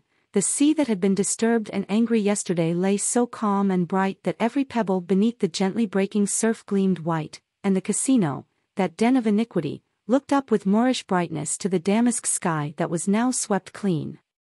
The kiosk with the projecting roof beneath which the pouring rain had forced us to shelter yesterday proved to be a flower stall. Great bunches of flowers and foliage lay there in motley confusion, in white, red, other bright colors and green, and a young girl in a colorful blouse was offering them for sale. I invited him to lunch with me in a small restaurant, and there the young stranger told me the story of his tragic venture. It confirmed my first presentiment when I had seen his trembling, nervously shaking hands on the green table. He came from an old aristocratic family in the Austrian part of Poland, was destined for a diplomatic career, had studied in Vienna and passed his first examination with great success a month ago. As a reward, and to celebrate the occasion, his uncle, a high-ranking general staff officer, had taken him to the Prater in a cab, and they went to the races. His uncle was lucky with his bets and won 3 times running.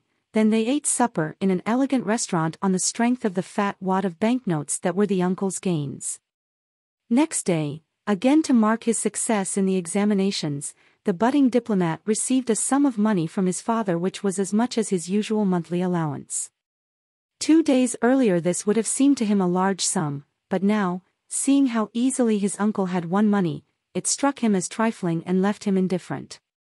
Directly after dinner, therefore, he went to the races again, laid wild, frenzied bets, and fortune, or rather misfortune, would have it that he left the Prater after the last race with 3 times the sum he had brought there. Now a mania for gambling infected him. Sometimes he went to the races, sometimes to play in coffee houses and clubs, exhausting his time, his studies, his nerves, and above all his money. He was no longer able to think or to sleep peacefully, and he was quite unable to control himself. One night, coming home from a club where he had lost everything, he found a crumpled banknote forgotten in his waistcoat pocket as he was undressing. There was no holding him. He got dressed again and walked the streets until he found a few people playing dominoes in a coffee house, and sat with them until dawn. On one occasion his married sister came to his aid, paying his debts to moneylenders who were very ready to give credit to the heir of a great and noble name. For a while he was lucky at play again, but then matters went inexorably downhill, and the more he lost, the more urgently did unsecured obligations and fixed-term IOUs require him to find relief by winning. He had long ago pawned his watch and his clothes, and at last a terrible thing happened. He stole 2 large pearl earrings that she seldom wore from his old aunt's dressing table. He pawned one of the pearls for a large sum, which his gambling quadrupled that evening. But instead of redeeming the pearl he staked all his winnings and lost. At the time when he left Vienna the theft had not yet been discovered, so he pawned the second pearl and on a sudden impulse traveled by train to Monte Carlo to win the fortune he dreamt of at roulette. On arrival he had sold his suitcase, his clothes, his umbrella. He had nothing left but a revolver with 4 cartridges, and a small cross set with jewels given him by his godmother, Princess X. He did not want to part with the cross, but it too had been sold for 50 francs that afternoon, just to let him try to satisfy his urge by playing for life or death one last time that evening. He told me all this with the captivating charm of his original and lively nature. And I listened shaken, gripped and much moved, but not for a moment did it occur to me to feel horror that the man at my table was in sober fact a thief. Yesterday, if someone had so much as suggested to me that I, a woman with a blameless past who expected the company she kept to be strictly and conventionally virtuous, would be sitting here on familiar terms with a perfectly strange young man, not much older than my son, who had stolen a pair of pearl earrings, I would have thought he had taken leave of his senses and such a thing was impossible. But I felt no horror at all as he told his tale, for he spoke so naturally and passionately that it seemed more like the account of a fever or illness than a crime. Moreover, the word impossible had suddenly lost its meaning for a woman who had known such an unexpected, torrential experience as I had the night before. In those 10 hours, I had come to know immeasurably more about reality than in my preceding 40 respectable years of life. Yet something else about his confession did alarm me, and that was the feverish glint in his eyes, which made all the nerves of his face twitch galvanically as he talked about his passion for gambling. Even speaking of it aroused him, and his face graphically and with terrible clarity illustrated that tension between pleasure and torment. His hands, those beautiful, nervous, slender-jointed hands, instinctively began to turn into preying, hunting, fleeing animal creatures again, just as they did at the gaming table. As he spoke I saw them suddenly trembling, beginning at the wrists, arching and clenching into fists, then opening up to intertwine their fingers once more. And when he confessed to the theft of the pearl earrings they suddenly performed a swift, leaping, quick, thieving movement. I involuntarily jumped. I could see his fingers pouncing on the jewels and swiftly stowing them away in the hollow of his clenched hand. And with nameless horror, I recognized that the very last drop of this man's blood was poisoned by his addiction. That was the one thing that so shattered and horrified me about his tale, the pitiful enslavement of a young, light-hearted, naturally carefree man to a mad passion. I considered it my prime duty to persuade my unexpected protégé, in friendly fashion, that he must leave Monte Carlo, where the temptation was most dangerous. Without delay, he must return to his family this very day, before anyone noticed that the pearl earrings were gone and his future was ruined forever. I promised him money for his journey and to redeem the jewelry, though only on condition that he left today, and swore to me, on his honor, never to touch a card or play any other game of chance again. I shall never forget the passion of gratitude, humble at first, then gradually more ardent, with which that lost stranger listened to me, how he positively drank in my words as I promised him help, and then he suddenly reached both hands over the table to take mine in a gesture I can never forget, a gesture of what one might call adoration and sacred promise. There were tears in his bright but slightly confused eyes, his whole body was trembling nervously with happy excitement. I have tried to describe the uniquely expressive quality of his gestures to you several times already, but I cannot depict this one, for it conveyed ecstatic, supernal delight such as a human countenance seldom turns on us, comparable only to that white shade in which, waking from a dream, we think we see the countenance of an angel vanishing. Why conceal it? I could not withstand that glance.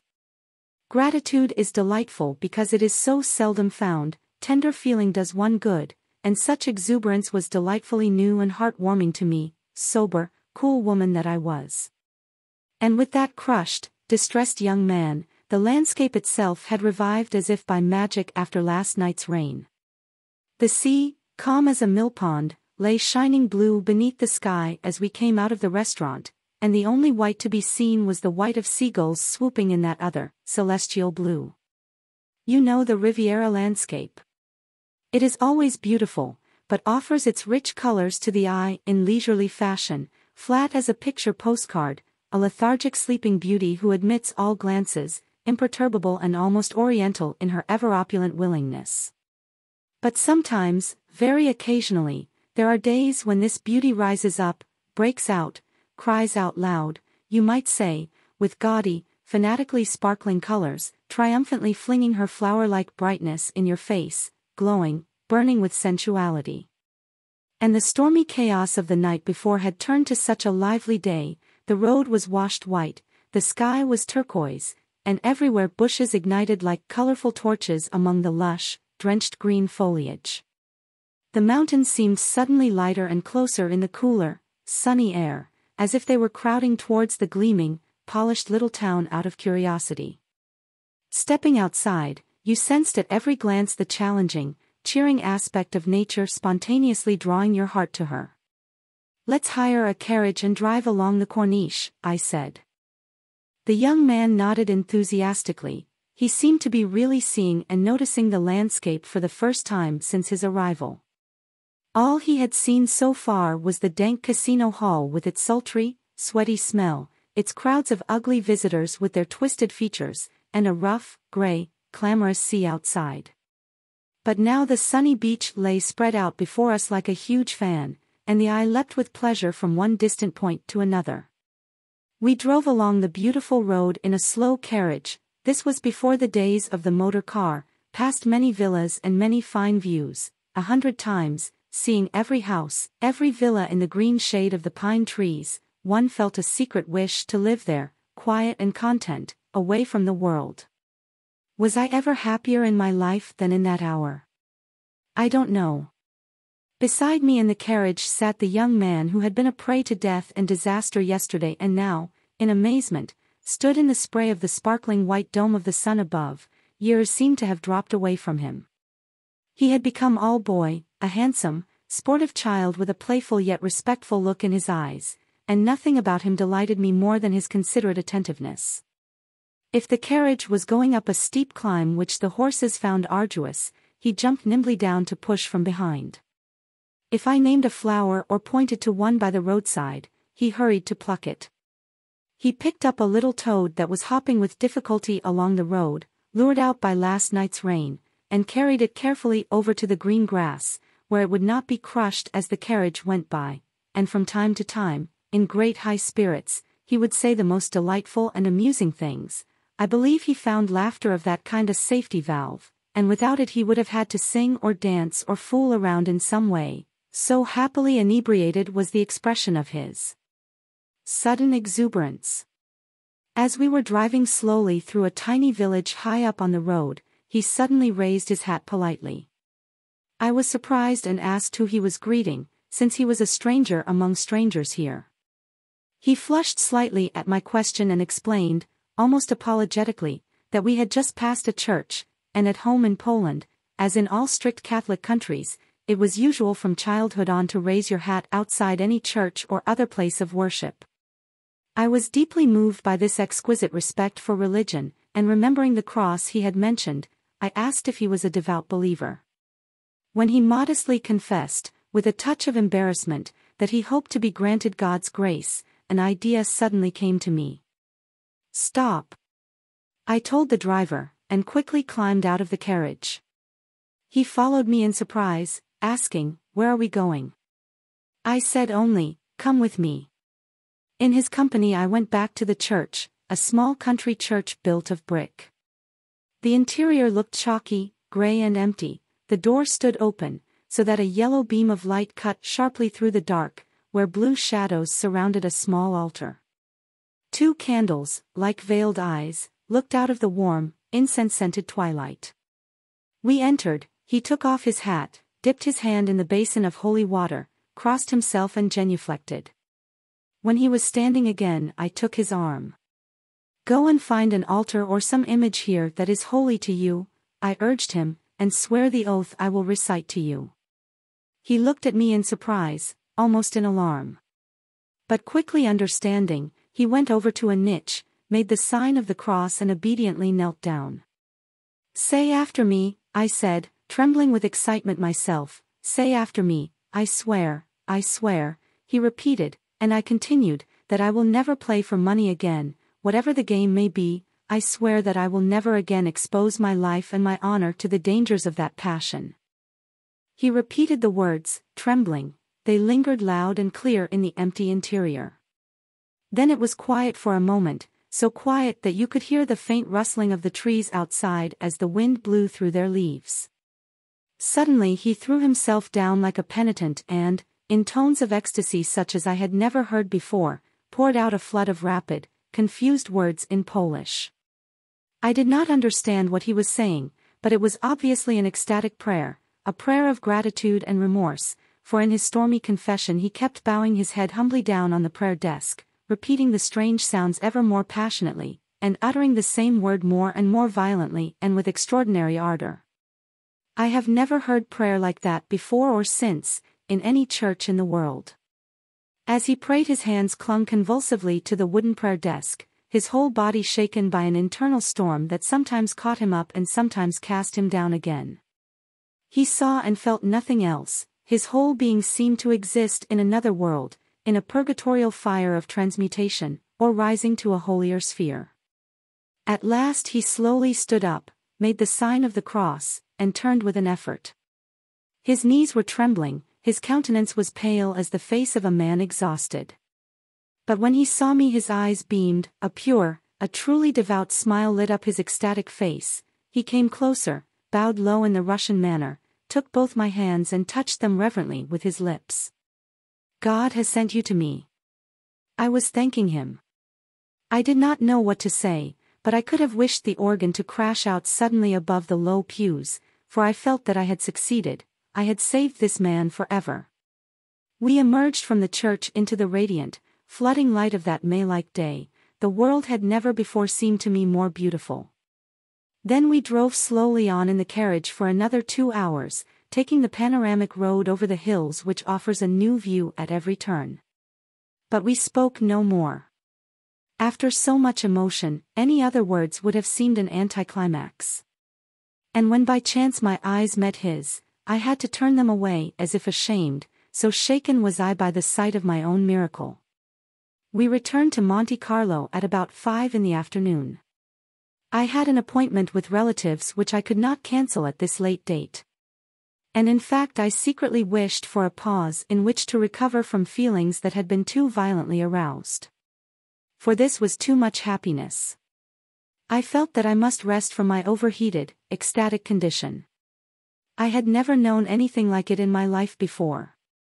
So I asked my protégé to come into my hotel with me for a moment, and there in my room I gave him the money for his journey and to redeem the jewelry. We agreed that while I kept my appointment he would go and buy his ticket, and then we would meet at 7 in the entrance hall of the station, half an hour before the departure of the train taking him home by way of Genoa. When I was about to give him the 5 banknotes his lips turned curiously pale. "No, no money. I beg you, not money," he uttered through his teeth, while his agitated fingers quivered nervously. "No money, not money. I can't stand the sight of it," he repeated, as if physically overcome by nausea or fear. But I soothed him, saying it was only a loan, and if he felt troubled by it then he could give me a receipt. "Yes, yes, a receipt," he murmured, looking away, cramming the crumpled notes into his pocket without looking at them, like something sticky that soiled his fingers, and he scribbled a couple of words on a piece of paper in swift, flying characters. When he looked up damp sweat was standing out on his brow, something within seemed to be choking him, and no sooner had he given me the note than an impulse seemed to pass through him and suddenly, I was so startled that I instinctively flinched back. Suddenly he fell on his knees and kissed the hem of my dress. It was an indescribable gesture, its overwhelming violence made me tremble all over. A strange shuddering came over me, I was confused, and could only stammer, "Thank you for showing your gratitude, but do please go now. We'll say goodbye at 7 in the station hall." He looked at me with a gleam of emotion moistening his eye. For a moment I thought he was going to say something, for a moment it seemed as if he were coming towards me. But then he suddenly bowed deeply again, very deeply, and left the room. Asterisk. Once again Mrs. C interrupted her story. She had risen and gone to the window to look out, and she stood there motionless for a long time. Watching the silhouette of her back, I saw it shiver slightly, and she swayed. All at once she turned back to me with determination, and her hands, until now calm and at rest, suddenly made a violent, tearing movement as if to rip something apart. Then she looked at me with a hard, almost defiant glance, and abruptly began again. "I promised to be completely honest with you, and now I see how necessary that promise was. For only now that, for the first time, I make myself describe the whole course of those hours exactly as they happened, seeking words for what was a very complicated, confused feeling, only now do I clearly understand much that I did not know at the time, or perhaps would not acknowledge. So I will be firm and will not spare myself, and I will tell you the truth too." Then, at the moment when the young man left the room and I remained there alone, I felt, it was a dazed sensation, like swooning, I felt a hard blow strike my heart. Something had hurt me mortally, but I did not know, or refused to know, what. After all, it was in my protégé's touchingly respectful conduct that wounded me so painfully. But now that I force myself to bring up all the past unsparingly, in proper order, as if it were strange to me, and your presence as a witness allows no pretense, no craven concealment of a feeling which shames me, I clearly see that what hurt so much at the time was disappointment, my disappointment that the young man had gone away so obediently, that he did not try to detain me, to stay with me. It was because he humbly and respectfully fell in with my first attempt to persuade him to leave, instead of trying to take me in his arms. It was because he merely revered me as a saint who had appeared to him along his way and did not feel for me as a woman. That was the disappointment I felt, a disappointment I did not admit to myself either then or later, but a woman's feelings know everything without words, without conscious awareness. And now I will deceive myself no longer, for if he had embraced me then, if he had asked me then, I would have gone to the ends of the earth with him, I would have dishonored my name and the name of my children, I would have eloped with him, caring nothing for what people would say or the dictates of my own reason, just as Madame Henriette ran off with the young Frenchman whom she hadn't even met the day before. I wouldn't have asked where we were going, or how long it would last. I wouldn't have turned to look back at my previous life. I would have sacrificed my money, my name, my fortune, and my honor to him. I would have begged in the street for him. There is probably no base conduct in the world to which he could not have brought me. I would have thrown away all that we call modesty and reason if he had only spoken one word, taken one step towards me, if he had tried to touch me. So lost in him was I at that moment. But, as I told you, the young man, in his strangely dazed condition, did not spare another glance for me and the woman in me, and I knew how much, how fervently I longed for him only when I was alone again, when the passion that had just been lighting up his radiant, his positively seraphic face was cast darkly back on me and now lingered in the void of an abandoned breast. With difficulty, I pulled myself together. My appointment was a doubly unwelcome burden. I felt as if a heavy iron helmet were weighing down on my brow and I was swaying under its weight. My thoughts were as disjointed as my footsteps as I at last went over to the other hotel to see my relatives. I sat there in a daze, amidst lively chatter, and was startled whenever I happened to look up and see their unmoved faces, which seemed to me frozen like masks by comparison with that face of his, enlivened as if by the play of light and shade as clouds crossed the sky. I found the cheerful company as dreadfully inert as if I were among the dead, and while I put sugar in my cup and joined absently in the conversation, that one face kept coming before my mind's eye, as if summoned up by the surging of the blood. It had become a fervent joy to me to watch that face, and, terrible thought, in an hour or so I would have seen it for the last time. I must involuntarily have sighed or groaned gently, for my husband's cousin leant over to me. "What was the matter?" she asked. "Didn't I feel well?" I looked so pale and sad. This unexpected question gave me a quick, easy excuse. I said I did indeed have a migraine, and perhaps she would allow me to slip away.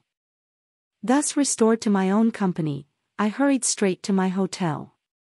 No sooner was I alone there than the sense of emptiness and abandonment came over me again, feverishly combined with a longing for the young man I was to leave today forever.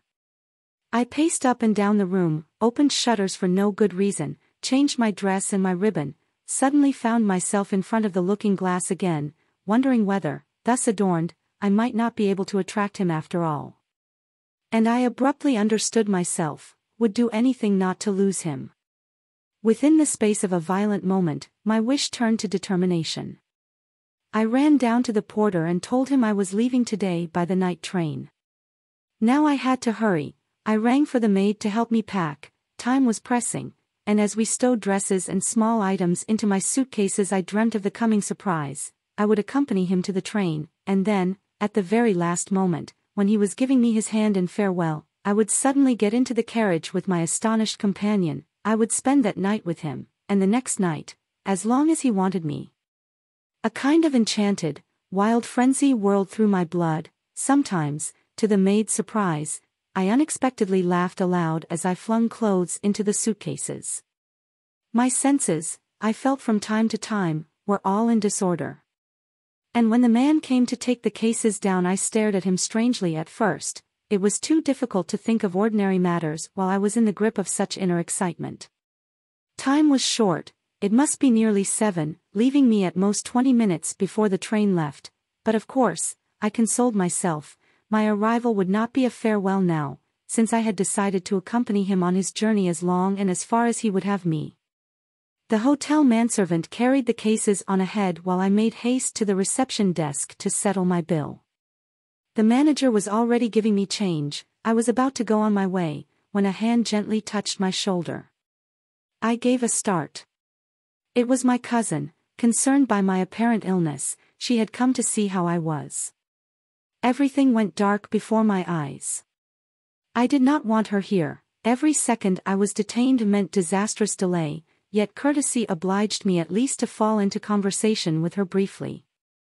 "You must go to bed," she was urging me. "I'm sure you have a temperature."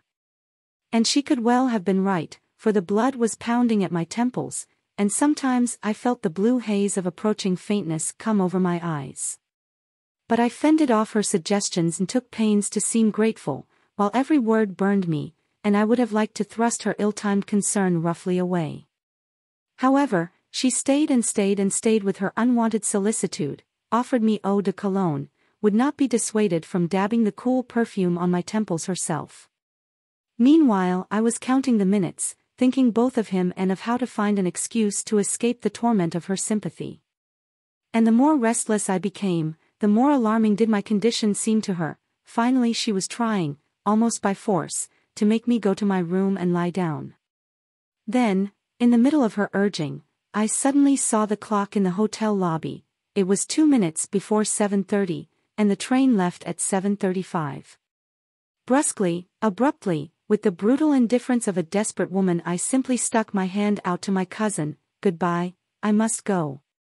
And without a moment's thought for her frozen glance, without looking round, I rushed past the surprised hotel staff and out of the door, into the street and down it to the station. From the agitated gesticulating of the hotel manservant standing waiting there with my luggage I saw, well before I got there, that time must be very short. Frantically I ran to the barrier, but there the conductor turned me back. I had forgotten to buy a ticket. And as I almost forcibly tried to persuade him to let me on the platform all the same, the train began to move. I stared at it, trembling all over, hoping at least to catch a glimpse of him at the window of one of the carriages, a wave, a greeting. But in the middle of the hurrying throng I could not see his face. The carriages rolled past faster and faster, and after a minute nothing was left before my darkened eyes but black clouds of steam. I must have stood there as if turned to stone, for God knows how long. The hotel servant had probably spoken to me in vain several times before he ventured to touch my arm. Only then did I start and come to myself. Should he take my luggage back to the hotel, he asked. It took me a few minutes to think. No, that was impossible. After this ridiculous, frantic departure I couldn't go back there, and I never wanted to again, so I told him, impatient to be alone, to take my cases to the left luggage office. Only then, in the middle of the constantly renewed crush of people flowing clamorously into the hall and then ebbing away again, did I try to think clearly, to save myself from my desperate, painful, choking sense of fury, remorse and despair, for, why not admit it? The idea that I had missed our last meeting through my own fault was like a knife turning pitilessly within me, burning and sharp. I could have screamed aloud. That red-hot blade, penetrating ever more mercilessly, hurt so much. Perhaps only those who are strangers to passion know such sudden outbursts of emotion in their few passionate moments, moments of emotion like an avalanche or a hurricane. Whole years fall from one's own breast with the fury of powers left unused. Never before or after have I felt anything like the astonishment and raging impotence of that moment when, prepared to take the boldest of steps, prepared to throw away my whole carefully conserved, collected, controlled life all at once, I suddenly found myself facing a wall of senselessness against which my passion could only beat its head helplessly. As for what I did then, how could it be anything but equally senseless? It was foolish, even stupid, and I am almost ashamed to tell you, but I have promised myself and you to keep nothing back. I went in search of him again. That is to say, I went in search of every moment I had spent with him. I felt irresistibly drawn to everywhere we had been together the day before, the bench in the casino grounds from which I had made him rise, the gaming hall where I had first seen him, yes, even that den of vice, just to relive the past once more, only once more. And tomorrow I would go along the Corniche in a carriage, retracing our path, so that every word and gesture would revive in my mind again. So senseless and childish was my state of confusion. But you must take into account the lightning speed with which these events overwhelmed me. I had felt little more than a single numbing blow, but now, woken too abruptly from that tumult of feeling, I wanted to go back over what I had so fleetingly experienced step by step, relishing it in retrospect by virtue of that magical self-deception we call memory. Well, some things we either do or do not understand. Perhaps you need a burning heart to comprehend them fully. So I went first to the gaming hall to seek out the table where he had been sitting, and think of his hands among all the others there. I went in, I remembered that I had first seen him at the left-hand table in the second room. Every one of his movements was still clear before my mind's eye. I could have found his place sleepwalking, with my eyes closed and my hands outstretched. So I went in and crossed the hall. And then, as I looked at the crowd from the doorway, then something strange happened. There, in the very place where I dreamt of him, there sat, the hallucinations of fever. There sat the man himself. He looked exactly as I had seen him in my daydream just now, exactly as he had been yesterday, his eyes fixed on the ball, pale as a ghost, but he it unmistakably was. I was so shocked that I felt as if I must cry out. But I controlled my alarm at this ridiculous vision and closed my eyes. "You're mad, dreaming, feverish," I told myself. "It's impossible. You're hallucinating. He left half an hour ago." Only then did I open my eyes again. But terrible to relate, he was still sitting there exactly as he had been sitting just now, in the flesh and unmistakable. I would have known those hands among millions. No, I wasn't dreaming, he was real. He had not left as he had promised he would. The madman was sitting there. He had taken the money I gave him for his journey and brought it here, to the green table, gambling it on his passion, oblivious of all else, while I was desperately eating my heart out for him. I abruptly moved forwards. Fury blurred my vision, a frenzied, red-eyed, raging desire to take the perjurer who had so shamefully abused my confidence, my feelings, my devotion by the throat. But I controlled myself. With a deliberately slow step, and how much strength that cost me. I went up to the table to sit directly opposite him. A gentleman courteously made way for me. 2 meters of green cloth stood between us, and as if looking down from a balcony at a play on stage I could watch his face, the same face that I had seen 2 hours ago, radiant with gratitude, illuminated by the aura of divine grace, and now entirely absorbed in the infernal fires of his passion again. The hands, those same hands that I had seen clinging to the wood of the prayer desk as he swore a most sacred oath, were now clutching at the money again like the claws of lustful vampires. For he had been winning, he must have won a very great deal. In front of him shone a jumbled pile of jetons and Louis d'Ors and banknotes, a disordered medley in which his quivering, nervous fingers were stretching and bathing with delight. I saw them pick up separate notes, stroke and fold them. I saw them turn and caress coins, then suddenly and abruptly catch up a fistful and put them down on one of the spaces. And immediately that spasmodic tick around his nostrils began again. The call of the croupier tore his greedily blazing eyes away from the money to the spinning ball. He seemed to be flowing out of himself, as it were, while his elbows might have been nailed to the green table. His total addiction was revealed as even more dreadful, more terrible than the evening before, for every move he made murdered that other image within me, the image shining as if on a golden ground that I had credulously swallowed. So we sat there 2 meters away from each other. I was staring at him, but he was unaware of me.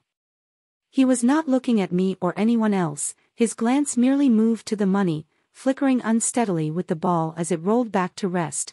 All his senses were contained, chasing back and forth, in that one racing green circle. To this obsessive gambler the whole world, the whole human race had shrunk to a rectangular patch of cloth. And I knew that I could stand here for hours and hours, and he would not have the faintest idea of my presence. But I could stand it no longer. Coming to a sudden decision, I walked round the table, stepped behind him and firmly grasped his shoulder with my hand. His gaze swung upwards. For a second he stared strangely at me, glassy-eyed, like a drunk being laboriously shaken awake, eyes still vague and drowsy, clouded by inner fumes. Then he seemed to recognize me, his mouth opened, quivering, he looked happily up at me and stammered quietly, in a confused tone of mysterious confidentiality, "It's going well." I knew it would as soon as I came in and saw that he was here. I did not understand what he meant. All I saw was that this madman was intoxicated by the game and had forgotten everything else, his promise, his appointment at the station, me and the whole world besides. But even when he was in this obsessive mood I found his ecstasy so captivating that instinctively I went along with him and asked, taken aback, Who was here? Over there, the one-armed old Russian general, he whispered, pressing close to me so that no one else would overhear the magic secret. Over there, with the white sideboards and the servant behind him. He always wins. I was watching him yesterday. He must have a system, and I always pick the same number. He was winning yesterday too, but I made the mistake of playing on when he had left. That was my error. He must have won 20,000 francs yesterday. He's winning every time now too, and I just keep following his lead. Now.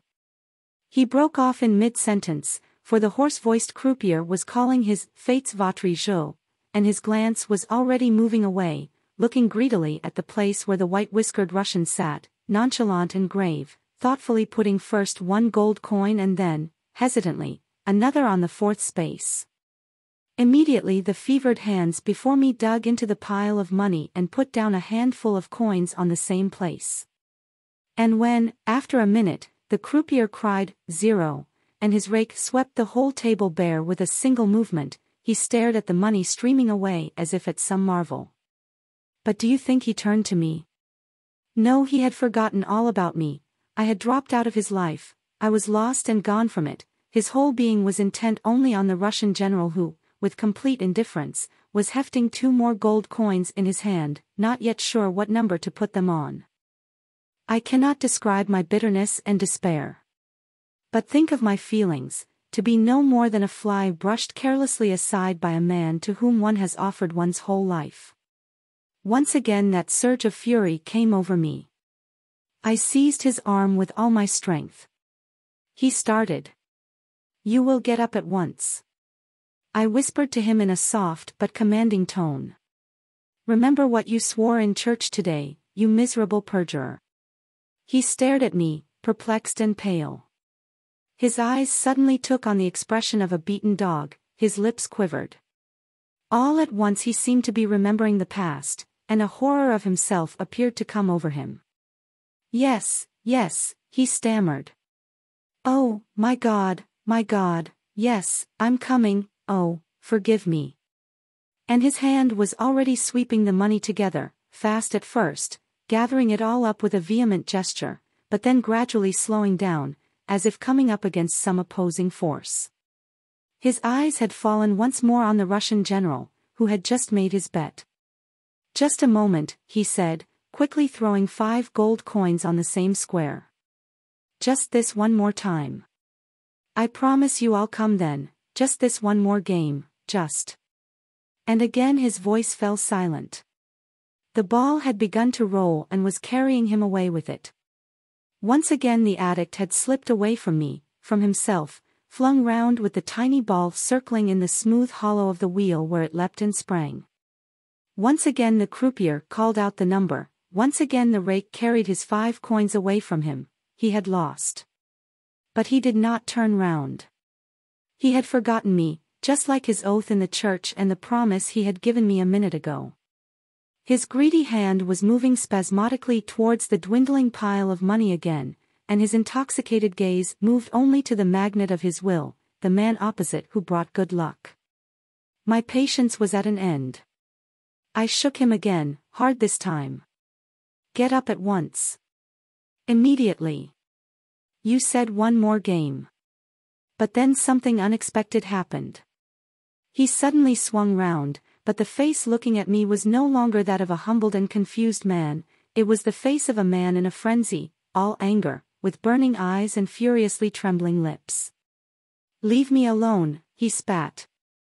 Go away. You bring me bad luck. Whenever you're here I lose. You brought bad luck yesterday and you're bringing bad luck now. Go away. I momentarily froze, but now my own anger was whipped up beyond restraint by his folly. I am bringing you bad luck. I snapped at him. You liar, you thief, you promised me, but I got no further, for the maniac leapt up from his seat and, indifferent to the turmoil around him, thrust me away. Leave me alone, he cried, losing all control. I'm not under your control, here, take your money. And he threw me a few 100-franc notes. Now leave me alone.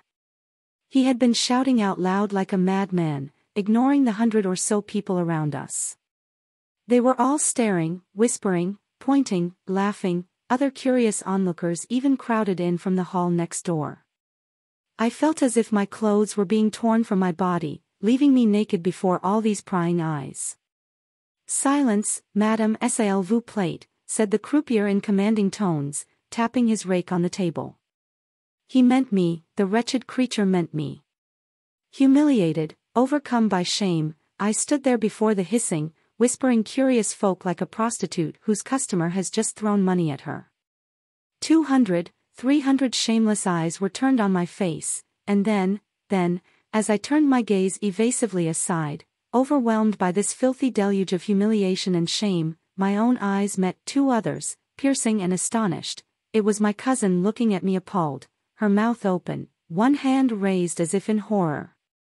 That struck home. Before she could stir or recover from her surprise, I stormed out of the hall. I got as far as the bench outside, the same bench on which the gambling addict had collapsed yesterday.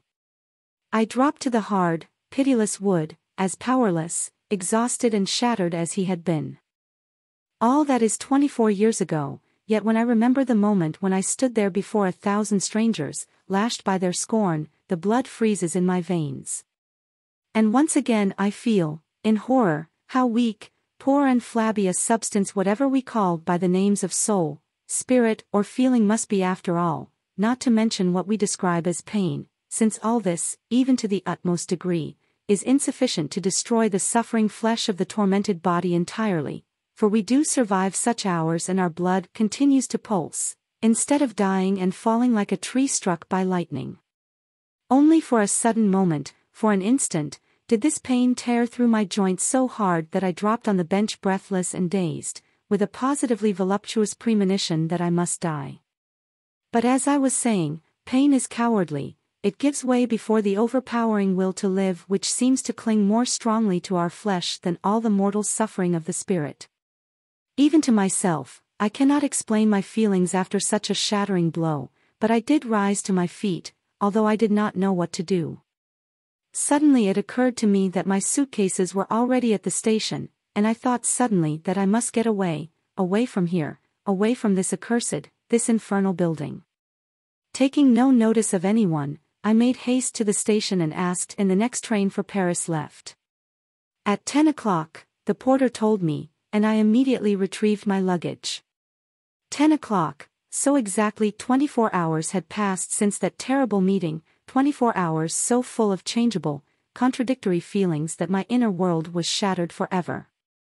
At first, however, I felt nothing but that one word in the constantly hammering, pounding rhythm, away, away, away.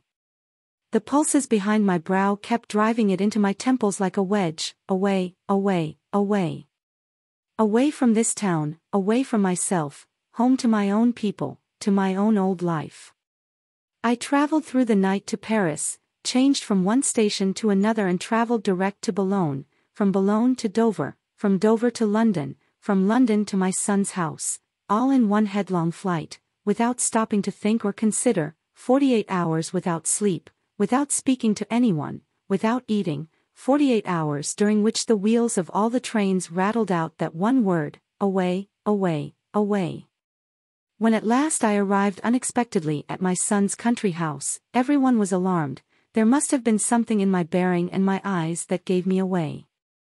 My son came to embrace and kiss me, but I shrank away. I could not bear the thought of his touching lips that I felt were disgraced. I avoided all questions, asked only for a bath, because I needed to wash not only the dirt of the journey from my body but all of the passion of that obsessed, unworthy man that seemed to cling to it. Then I dragged myself up to my room and slept a benumbed and stony sleep for 12 or 14 hours, a sleep such as I have never slept before or since, and after it I know what it must be like to lie dead in a coffin. My family cared for me as for a sick woman, but their affection only hurt me. I was ashamed of their respect, and had to keep preventing myself from suddenly screaming out loud how I had betrayed, forgotten and abandoned them all for the sake of a foolish, crazy passion. Then, aimless again, I went back to France in a little town where I knew no one, for I was pursued by the delusion that at the very first glance everyone could see my shame and my changed nature from the outside. I felt so betrayed, so soiled to the depths of my soul. Sometimes, when I woke in my bed in the morning, I felt a dreadful fear of opening my eyes. Once again I would be overcome by the memory of that night when I suddenly woke beside a half-naked stranger, and then, as I had before, all I wanted was to die immediately. But after all, time is strong, and age has the curious power of devaluing all our feelings. You feel death coming closer, its shadow falls black across your path, and things seem less brightly colored. They do not go to the heart so much, they lose much of their dangerous violence. Gradually I recovered from the shock, and when, many years later, I met a young Pole who was an attaché of the Austrian embassy at a party, and in answer to my inquiry about that family he told me that one of his cousin's sons had shot himself 10 years before in Monte Carlo, I did not even tremble. It hardly hurt any more, perhaps. Why deny one's egotism? I was even glad of it, for now my last fear of ever meeting him again was gone. I had no witness against me left but my own memory. Since then I have become calmer. Growing old, after all, means that one no longer fears the past. And now you will understand why I suddenly brought myself to tell you about my own experience. When you defended Madame Henriette and said, so passionately, that 24 hours could determine a woman's whole life, I felt that you meant me. I was grateful to you, since for the first time I felt myself, as it were, confirmed in my existence. And then I thought it would be good to unburden myself of it all for once, and perhaps then the spell on me would be broken, the eternal looking back. Perhaps I can go to Monte Carlo tomorrow and enter the same hall where I met my fate without feeling hatred for him or myself. Then the stone will roll off my soul, laying its full weight over the past and preventing it from ever rising again. It has done me good to tell you all this. I feel easier in my mind now and almost light at heart, thank you for that. Asterisk. With these words she had suddenly risen, and I felt that she had reached the end. Rather awkwardly, I sought for something to say. But she must have felt my emotion, and quickly waved it away. No, please, don't speak. I'd rather you didn't reply or say anything to me. Accept my thanks for listening, and I wish you a good journey. She stood opposite me, holding out her hand in farewell. Instinctively I looked at her face, and the countenance of this old woman who stood before me with a kindly yet slightly ashamed expression seemed to me wonderfully touching. Whether it was the reflection of past passion or mere confusion that suddenly dyed her cheeks with red, the color rising to her white hair, she stood there just like a girl, in a bridal confusion of memories and ashamed of her own confession. Involuntarily moved, I very much wanted to say something to express my respect for her, but my throat was too constricted. So I leant down and respectfully kissed the faded hand that trembled slightly like an autumn leaf.